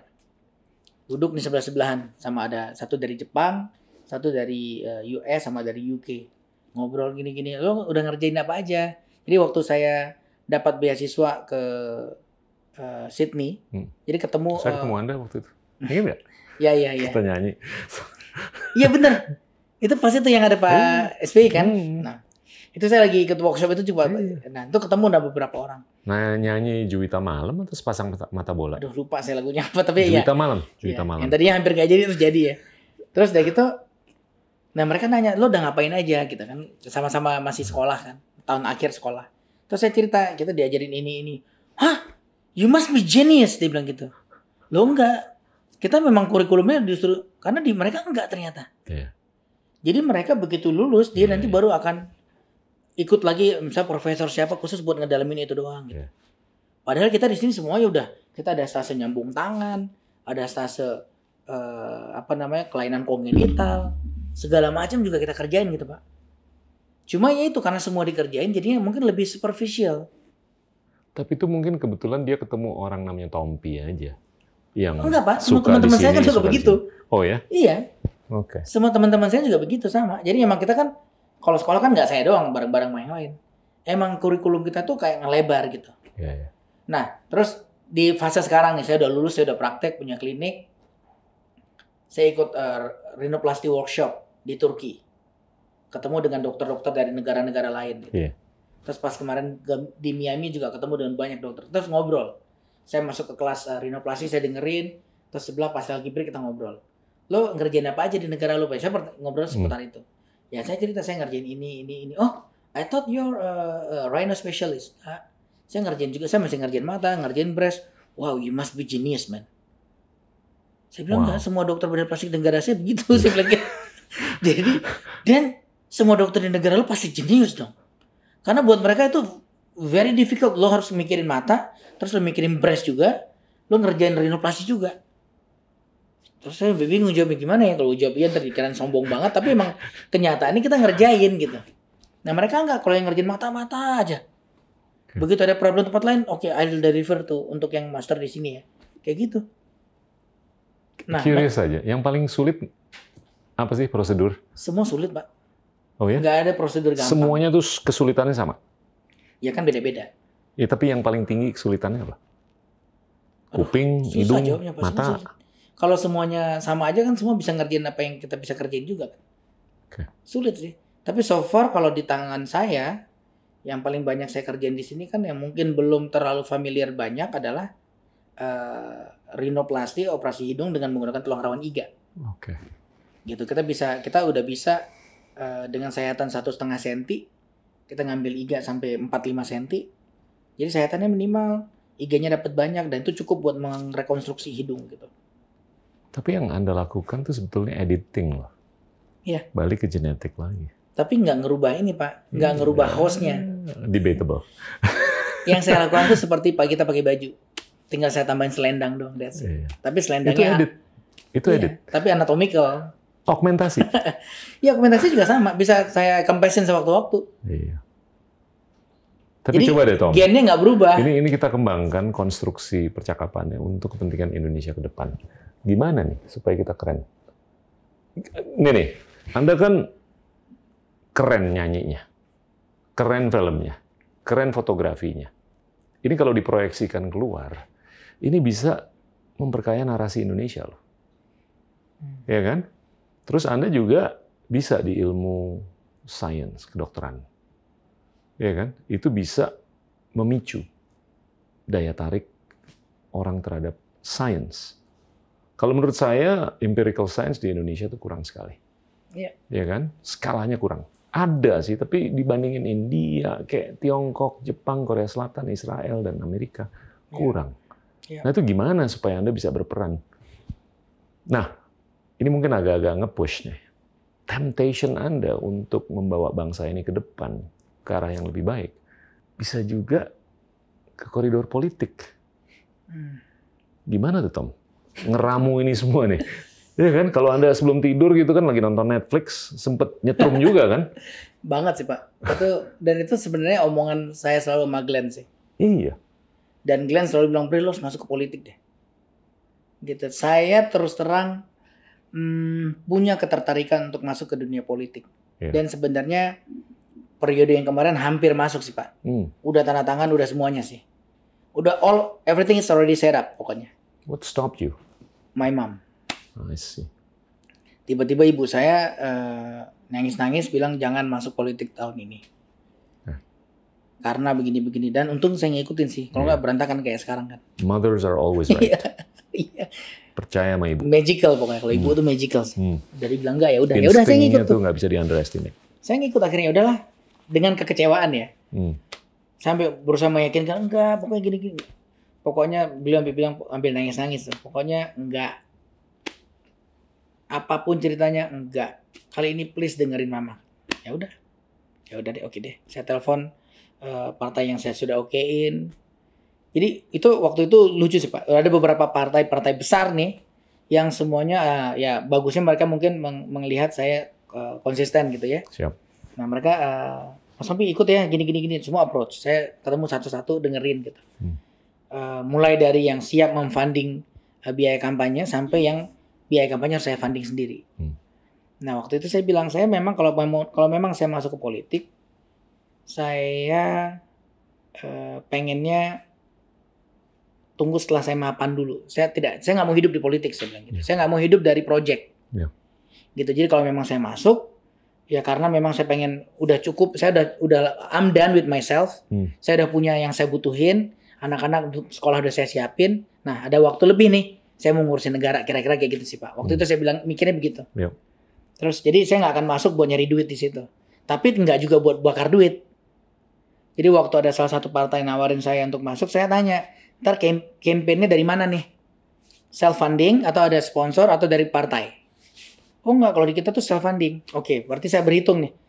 Saya harus siapin duit kira-kira sekian. Benar Mas Tompi. Gaji saya sebagai anggota dewan kalau saya masuk sekian, nggak masuk. So I'm out, saya bilang gitu. Saya nggak mau. Oh tapi kan nanti bisa begini. Enggak, itu yang saya nggak mau. Karena kalau saya masuk, saya cuma mau kerja doang. Jangan, saya nggak mau main proyek atau apapun lah gitu. Nah, saya nggak bilang yang sekarang di situ begitu ya. Tapi mungkin mereka ya itu yang tadi saya bilang, mereka udah done sama dirinya. Jadi udah siap gitu. Nah, jadi udah akhirnya saya cabut dari satu partai yang itu. Nah terus ada lagi partai yang lain nawarin, udah kita akan bantu nyari sponsor buat memfunding ini. Udah dapat sponsornya, terus ketemu dengan sponsornya, saya tanya, Anda pengen apa dari saya? Kenapa Anda mau keluar duit sekian banyak? Duitnya tuh nggak dikit-dikit tuh Pak, 2 digit M gitu. Terus saya tanya, what your expectation apa gitu? Kenapa minta percaya banget gitu saya masuk? Ya kita ngeliat gini. Oke, ada yang harus saya penuhin nggak? Kalau iya, saya minta saya mau lihat ditulis di atas kertas gitu. Nggak ada. Yang dia pengen itu waktu itu, ya itu menurut saya ini orang mulia banget sih. Saya cuma pengen Mas Tompi bantu perjuangkan, tolong gaji pegawai negeri itu harus yang terbaik. Lebih tinggi, kalau bisa lebih tinggi dari pegawai swasta. Which is, itu yang saya pengen sebenarnya Pak. Karena saya ngeliat gini, sekarang sih yang duduk di bangku pegawai negeri, mungkin kalau sekarang mungkin udah beda ya, udah banyak yang memang pengen gitu. Tapi dulunya rasa-rasanya karena dia nggak kebagian di perusahaan yang keren, di perusahaan swasta yang bonafit, nggak kebagian sana masuk ke pegawai negeri, ya nggak Pak? Itu fakta yang kita lihat ya. Nah sekarang kan udah mulai banyak orang keren nih, yang memang dari awal pengen masuk di pegawai negeri gitu, which is good. Itu yang kita mau gitu. Nah maksudnya harusnya pemerintah itu mengstimulasi hal ini dengan cara, lo kalau jadi pegawai negeri gaji lo tuh keren loh. Jadi prestisnya keren, gajinya keren, lo bisa hidup layak, lo dapat ini. Nah, itu yang belum. Nah, saya belum nggak tahu hitung-hitungan negaranya seperti apa, tapi saya rasa udah mulai harus ada pemikiran ke sana supaya yang menjadi kepala polisi kita adalah orang yang terbaik di bidangnya, yang jadi jaksa kita orang yang terbaik di bidangnya gitu. Jadi semuanya tuh yang terbaik di bidangnya. Even kepala desa. Kira-kira kayak gitu. Itu mimpi saya sih, Pak. Nah, orang ini kebetulan ngomongnya sama. Oh, kalau itu saya setuju. Jadi saya nggak kayak bekerja buat dia gitu. Di Singapura kayak begitu. Oh ya? Yang kerja di pemerintah itu gajinya sama atau bisa lebih tinggi daripada di swasta. Menteri itu sama Perdana Menteri jutaan dolar. Nah itu benar Pak.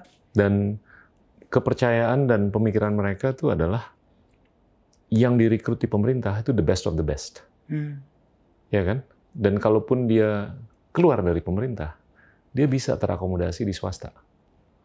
Dan bahkan mereka dalam jenjang karir itu mereka disuruh intern di multinasional. Keren ya? Itu udah kayak begitu. Mungkin nggak sih Indonesia itu Pak? Mungkin dong. Itu semuanya ujung-ujungnya kan ke pajak, ke ruang fiskal. Dan karena kalau kayak sekarang lihat Pak, nggak masuk akal gitu. Presiden digaji cuma segitu, suruh ngurusin negara segini gede, jumlah penduduk yang segitu banyak. Saya nggak masuk akal sih. Timpang. Udah gitu gimana caranya membuat orang tuh tidak tergoda? Karena gini, harfiahnya manusia itu kan penuh dengan godaan, Pak. Pak Gita sekarang sebagai Menteri Perdagangan gitu, terus tiba-tiba datang company dari mana-mana mau project yang perdagangan yang harganya miliaran dolar. Terus Pak Gita cuma digaji sekian puluh juta sebagai menteri. Menteri 18 Waktu juta. tanda tangan apa kagak gemeter tuh tangannya, sialan lo yang dapat gue nggak dapat apa-apa. Kan gitu kan? Gitu. Akhirnya apa orang yang di posisi penting ya nggak heran banyak yang tergelincir kalau yang nggak kuat, yang pegangannya nggak kuat gitu, nggak punya backup di belakang kan. Jadi harusnya memang yang duduk di situ udah, lo bisnisnya miliaran dolar, gua tuh bisa bikin segini juga, kira-kira kan harus gitu. Iya. Penting untuk adanya financial independence. Tapi gini loh Tom, Anda kayaknya bakal tergoda lagi nih. Iya kan? Untuk Enggak, karena Duh, jadi aus ya Pak. Untuk apa itu? itu kalau menurut saya keputusan kemarin tuh hanya masalah waktu kan. Bukan masalah prinsip. Iya kan? Dan bisa jadi nanti di waktu lain Anda mungkin ngelihat kayaknya timingnya udah oke. Nah itu saya ngelihat, saya bukan mau ngejerumusin ya, tapi saya mau bertanya aja. Apapun yang Anda lakukan ke depan, Anda tuh punya arsenal kekuatan-kekuatan, ya kan? Yang bisa memproyeksikan soft power Indonesia. Dan scientific power. Itu gimana untuk bisa memajukan bangsa dengan skala yang diinginkan oleh masyarakat luas. Gimana tuh caranya? Ya paling gampang Anda konser di London, di New York, di Tokyo, ya kan? Yang datang 50.000 orang, 20.000 orang, gitu kan? Nama Indonesia harum kan? Tapi memang Atau Anda bikin film, menang ngalahin Parasite di Oscar. amin. tapi memang sih Pak, yang sederhana. Atau jadi pemimpin. Hal sederhana yang saya lihat ya, maksudnya ya ini mungkin ya ini lebih ke mensyukuri sebenarnya sih. Saya as a plastic surgeon gitu, terus diundang keluar jadi pembicara. Terus karena teman saya itu tahu, lo kan penyanyi kan, lo nyanyi dong. Tapi mereka mikirnya tadinya cuma pasti paling penyanyi iseng sama kayak mereka hobi nyanyi gitu. Kaget. Terus saya nyanyi nih akhirnya. Habis saya nyanyi mereka langsung bingung. Lo kedengeran profesional banget katanya. Terus saya bilang, iya, gue emang profesional, memang nyanyi sebagai kerjaan, saya bilang gitu. Terus mereka akhirnya browsing. Wah, makin terkaget-kaget lagi kan. Maksudnya ya buat mereka pun lo kok bisa gitu. Karena di bidang yang saya gelutin pun saya nggak main-main gitu. Misalnya di bedah plastik pun saya mencoba berinovasi gitu loh Pak.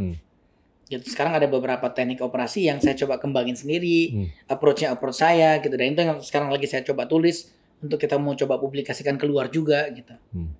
Nah yang terakhir saya diundang ke Korea nih nanti untuk acara PRS-nya mereka, kayak pekan ilmiah tahunannya mereka. Karena lagi pandemi kita akan melakukan secara online. Nah saya akan jadi salah satu pembicara juga di situ ngomongin how I do my technique gitu.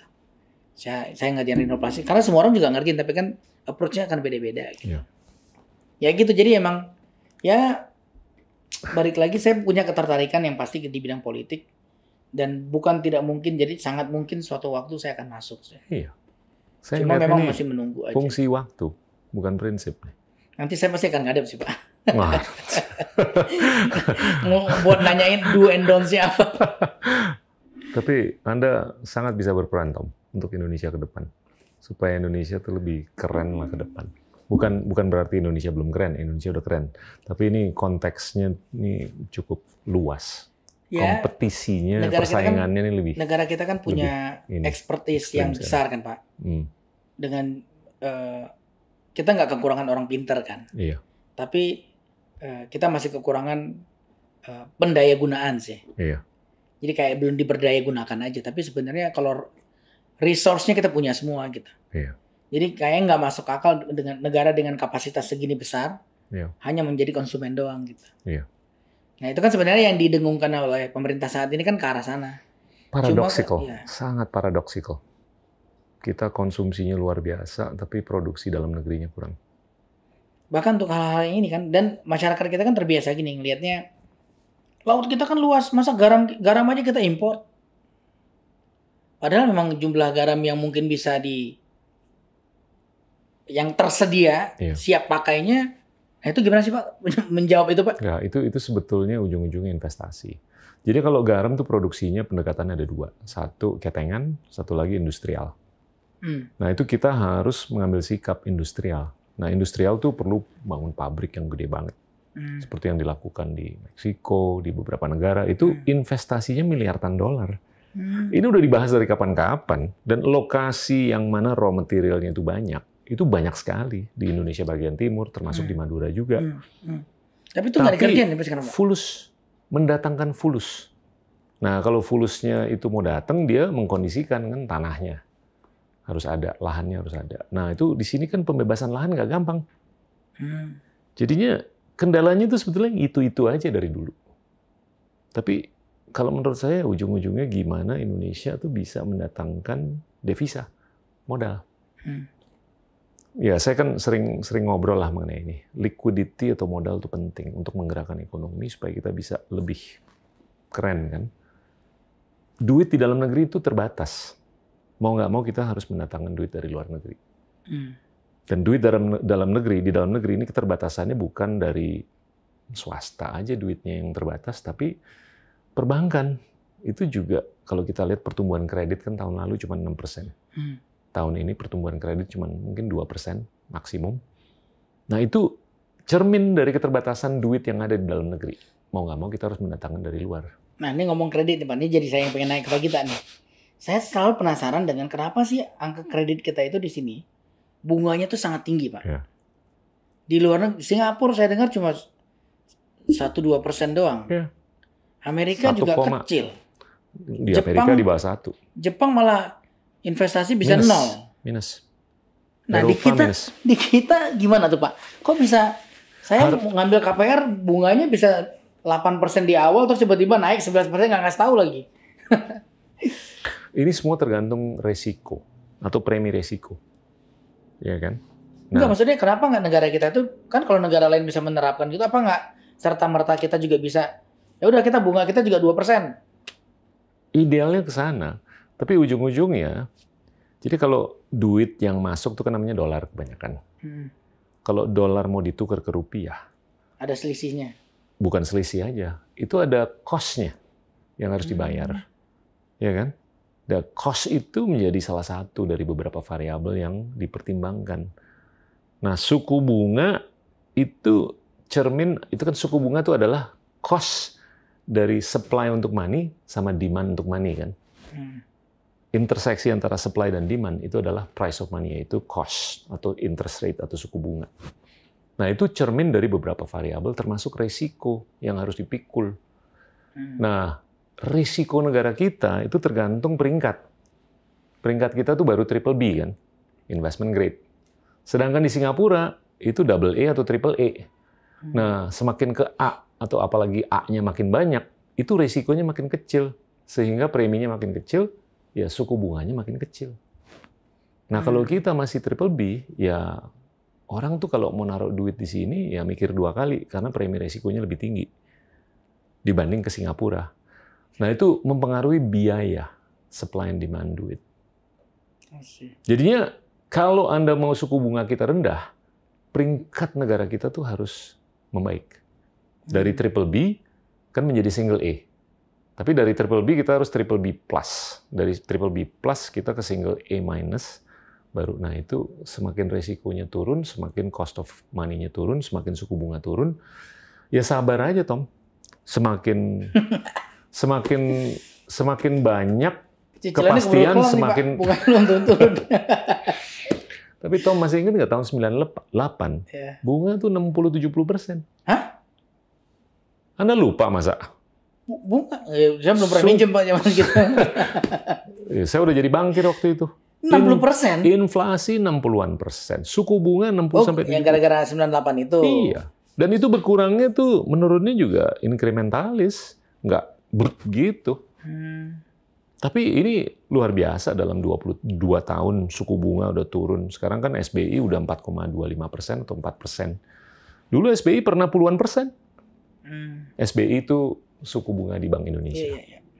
Nah itu kalau menurut saya udah jauh lebih baik daripada 20 tahun yang lalu. Saya sih mempredik 5-10 tahun ke depan itu kita udah rendah sekali suku bunga. Jadi cicilan akan turun, syukur-syukur udah lunas. Udah lunas itu harus. Tom, saya mau nanya beberapa rapid fire lah. Biasanya kan kalau di sesi-sesi yang lain saya nanya mengenai konsep yang dianggap seperti saham, beli atau enggak kan.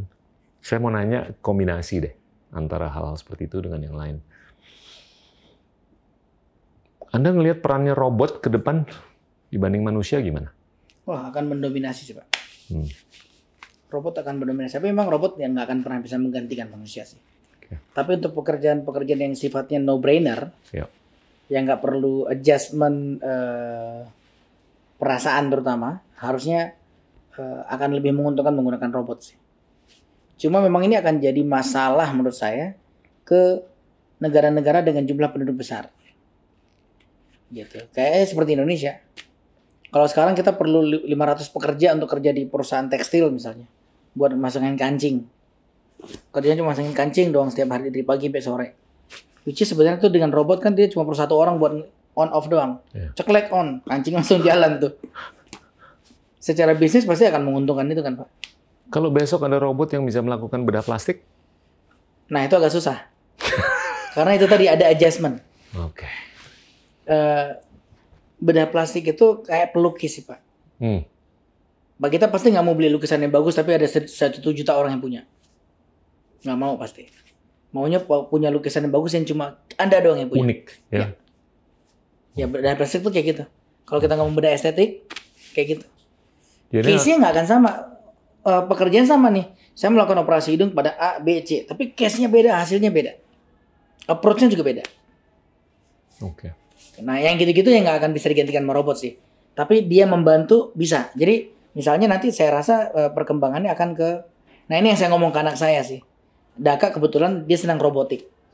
Dia sekarang lagi belajar coding dan lain-lain gitu. Saya bilang, Daka belajar coding, tenang ayah. Nanti Daka bikinin robot, ayah duduk di rumah doang, operasinya di rumah. Itu mungkin, Pak. Jadi saya nggak perlu ke klinik. Pasien mungkin cukup di rumahnya doang. Alatnya saya kirim ke sana. Udah bersihin semuanya. Udah saya mainnya kayak main game di sini. Robotnya yang kerja, tapi penerjemahannya dari sini. I see. Artificial intelligence-nya tetap dari human resource, dari human-nya kan. Anda yang memprogram, dia yang eksekusi. Ya, itu mungkin. Oke. Artinya kan tetap dia nggak bisa kita program kayak jalan sendiri. Tapi kalau kita ngeliat di film-film sci-fi gitu kan, kalau untuk operasi yang konvensional lah, kalau robek kulitnya atau apa gitu kan, itu bisa lah dilakukan. Iya, tapi tetap ada operatornya, Pak. Nggak bisa di-scan gitu, pakai robot. Menunya belum menu operasi jantung, ceklek on. Nggak bisa gitu. Tutup nggak gitu, belum harus gitu. Harus ada orang di belakang. Ya. Oke. Tetap ada orang yang mikirnya kalau begini, karena dia cuma motong, dia nggak mikir kalau dia motong ini muncrat nih harus kemana nih. Yang lebih terdisrupsi justru profesi perawat atau asisten dokter. Ya. Bukan dokternya ya? Iya. Oke. Tapi bukan untuk saat ini ya, Pak. Tapi bukan nggak mungkin, saya rasa suatu waktu ya itu tadi benar-benar bisa. Iya. Gitu. Tapi mungkin akan dokternya kerja di ruangan, planning aja. Iya. Planning semua dari mapping. Cuman sebenarnya akan menjadi kita akan melahirkan dokter yang harus belajar IT banget kan. Kalau kayak sekarang kan masih banyak dokter yang nggak bisa main komputer. Ya. Oke, yang berikutnya presiden yang perempuan di Indonesia sebelum tahun 2045. Saya rasa ya. Berapa? Ada 5 siklus lagi kan? Dari 5 siklus ini berapa yang bisa jadi? 1. Oke. Presiden non-Jawa dalam 5 siklus ke depan? Bisa 2-3. Oke. Karena saya ngelihat orang saat ini sudah mulai untuk tidak melihat suku. Etnis. Ya. Setuju. Karena itu informasinya udah kan generasinya Pak Gita mungkin masih. Ya. Generasi saya banyak sih yang mikirnya kayak begitu. Generasi saya udah mulai terdilusi nih. Ya. Tapi yang anak-anak saya udah nggak sama sekali. Ya. They don't even care, Pak. Ya. Jadi mereka kalau berteman nggak nanya lu dari mana, nggak. Iya. Benar. Mereka nanya lu senangnya apa. Ya. Bisa main Minecraft nggak? Nah, itu jadi teman deh. Yang nggak main Minecraft nggak jadi teman. Ya. Oke. Indonesia udah menang berapa Oscar atau Grammy sebelum tahun 2045? Wah, itu... Come on.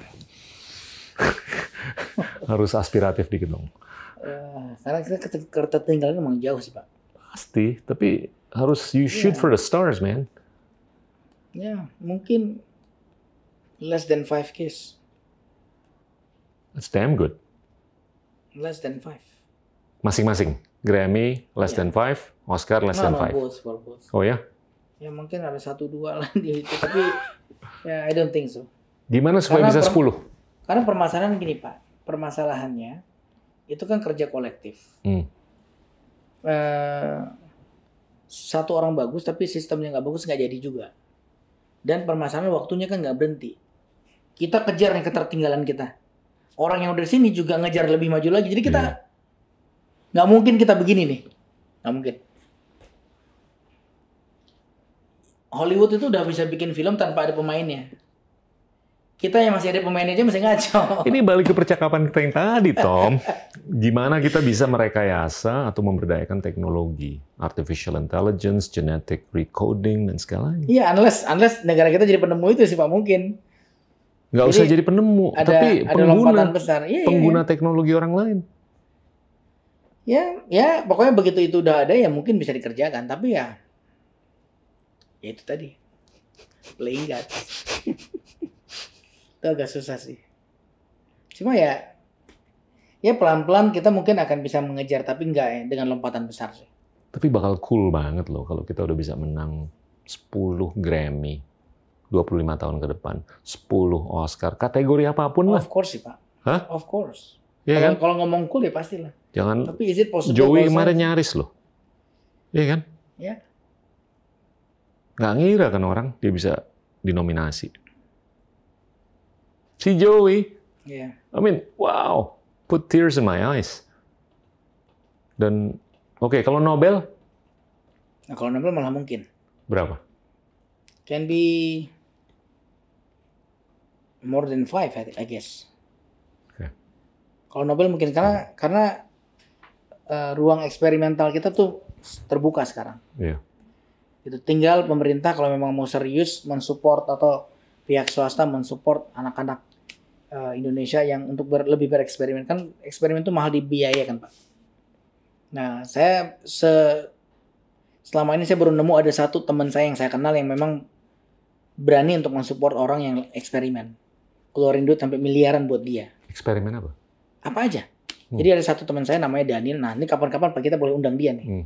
Dia anak Indonesia, kuliah di luar. Tadinya mau masuk seni rupa, terus sama bapaknya karena jangan deh bisnis, belajar bisnis gitu. Sekarang dia salah satu pengusaha tambang di Kalimantan. Okay.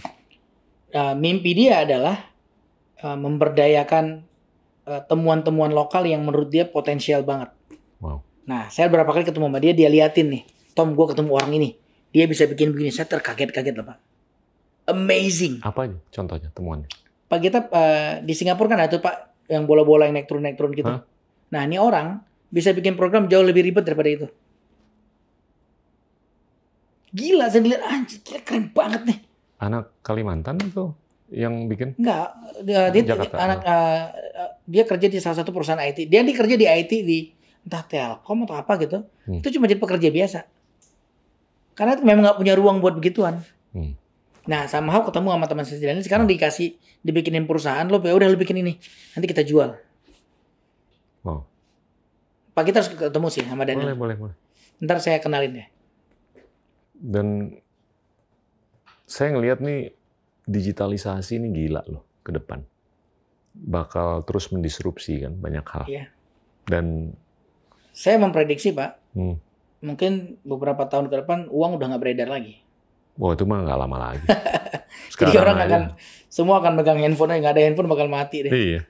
Bayar pakai handphone. Di Cina udah sebenarnya. Oh, udah. Saya waktu tahun lalu ke sana kan mau bayar pakai currency, ditolak. Terus kebetulan teman saya dia punya WePay, pakai WePay, ceklek, QR. Saya tanya kenapa lu nggak mau nerima? Ya lebih gampang rekonsiliasinya nanti kalau udah closing, kalau udah tutup. Semua udah jadi data ya. Iya kan? Udah jadi data. Itu mah nggak lama lagi lah. Orang bakal cashless. Dan ini yang harus diwaspadai ya. Bakal banyak industri atau profesi yang terdisrupsi. Nah, ini kita harus siap. Karena dampak sosialnya ini banyak. Yang pasti dampak ekonomi. Nah ini hitung-hitungannya kan sejauh mana orang yang terdisrupsi itu bisa melakukan reskilling atau upskilling. Ya. Tapi sekarang gini loh, kalau tiba-tiba besok ada mobil yang bisa jalan sendiri, nggak pakai supir yang terdisrupsi, dia nggak bisa melakukan coding. Ya kan? Suruh ngelas juga nggak bisa. Gimana? Yes. Dan di Indonesia ini ada 130 juta orang yang kerja. Kalau dalam 5-10 tahun ke depan ini disrupsi digital ini semakin banyak, semakin frequent, semakin apapun lah.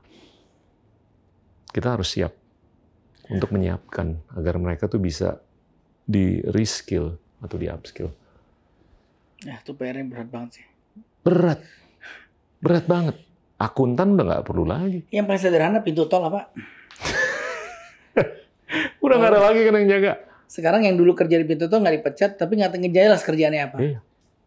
Ya kalau dia bisa coding, dia udah kerja di perusahaan digital. Kalau nggak bisa, mungkin nyanyi di bar. Tapi kalau dia nggak bisa nyanyi, nggak bisa ngelas, Iya. susah.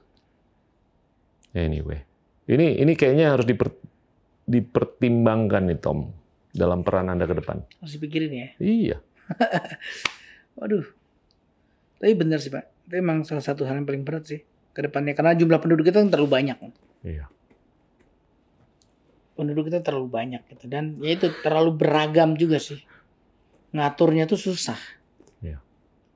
Gitu. Somehow kadang-kadang saya sampai kepikiran, aduh kayak ada benernya juga nih pakai sosialis kadang-kadang. Udah pokoknya begini ya. Kan enak juga tuh kayak Korea Utara tuh.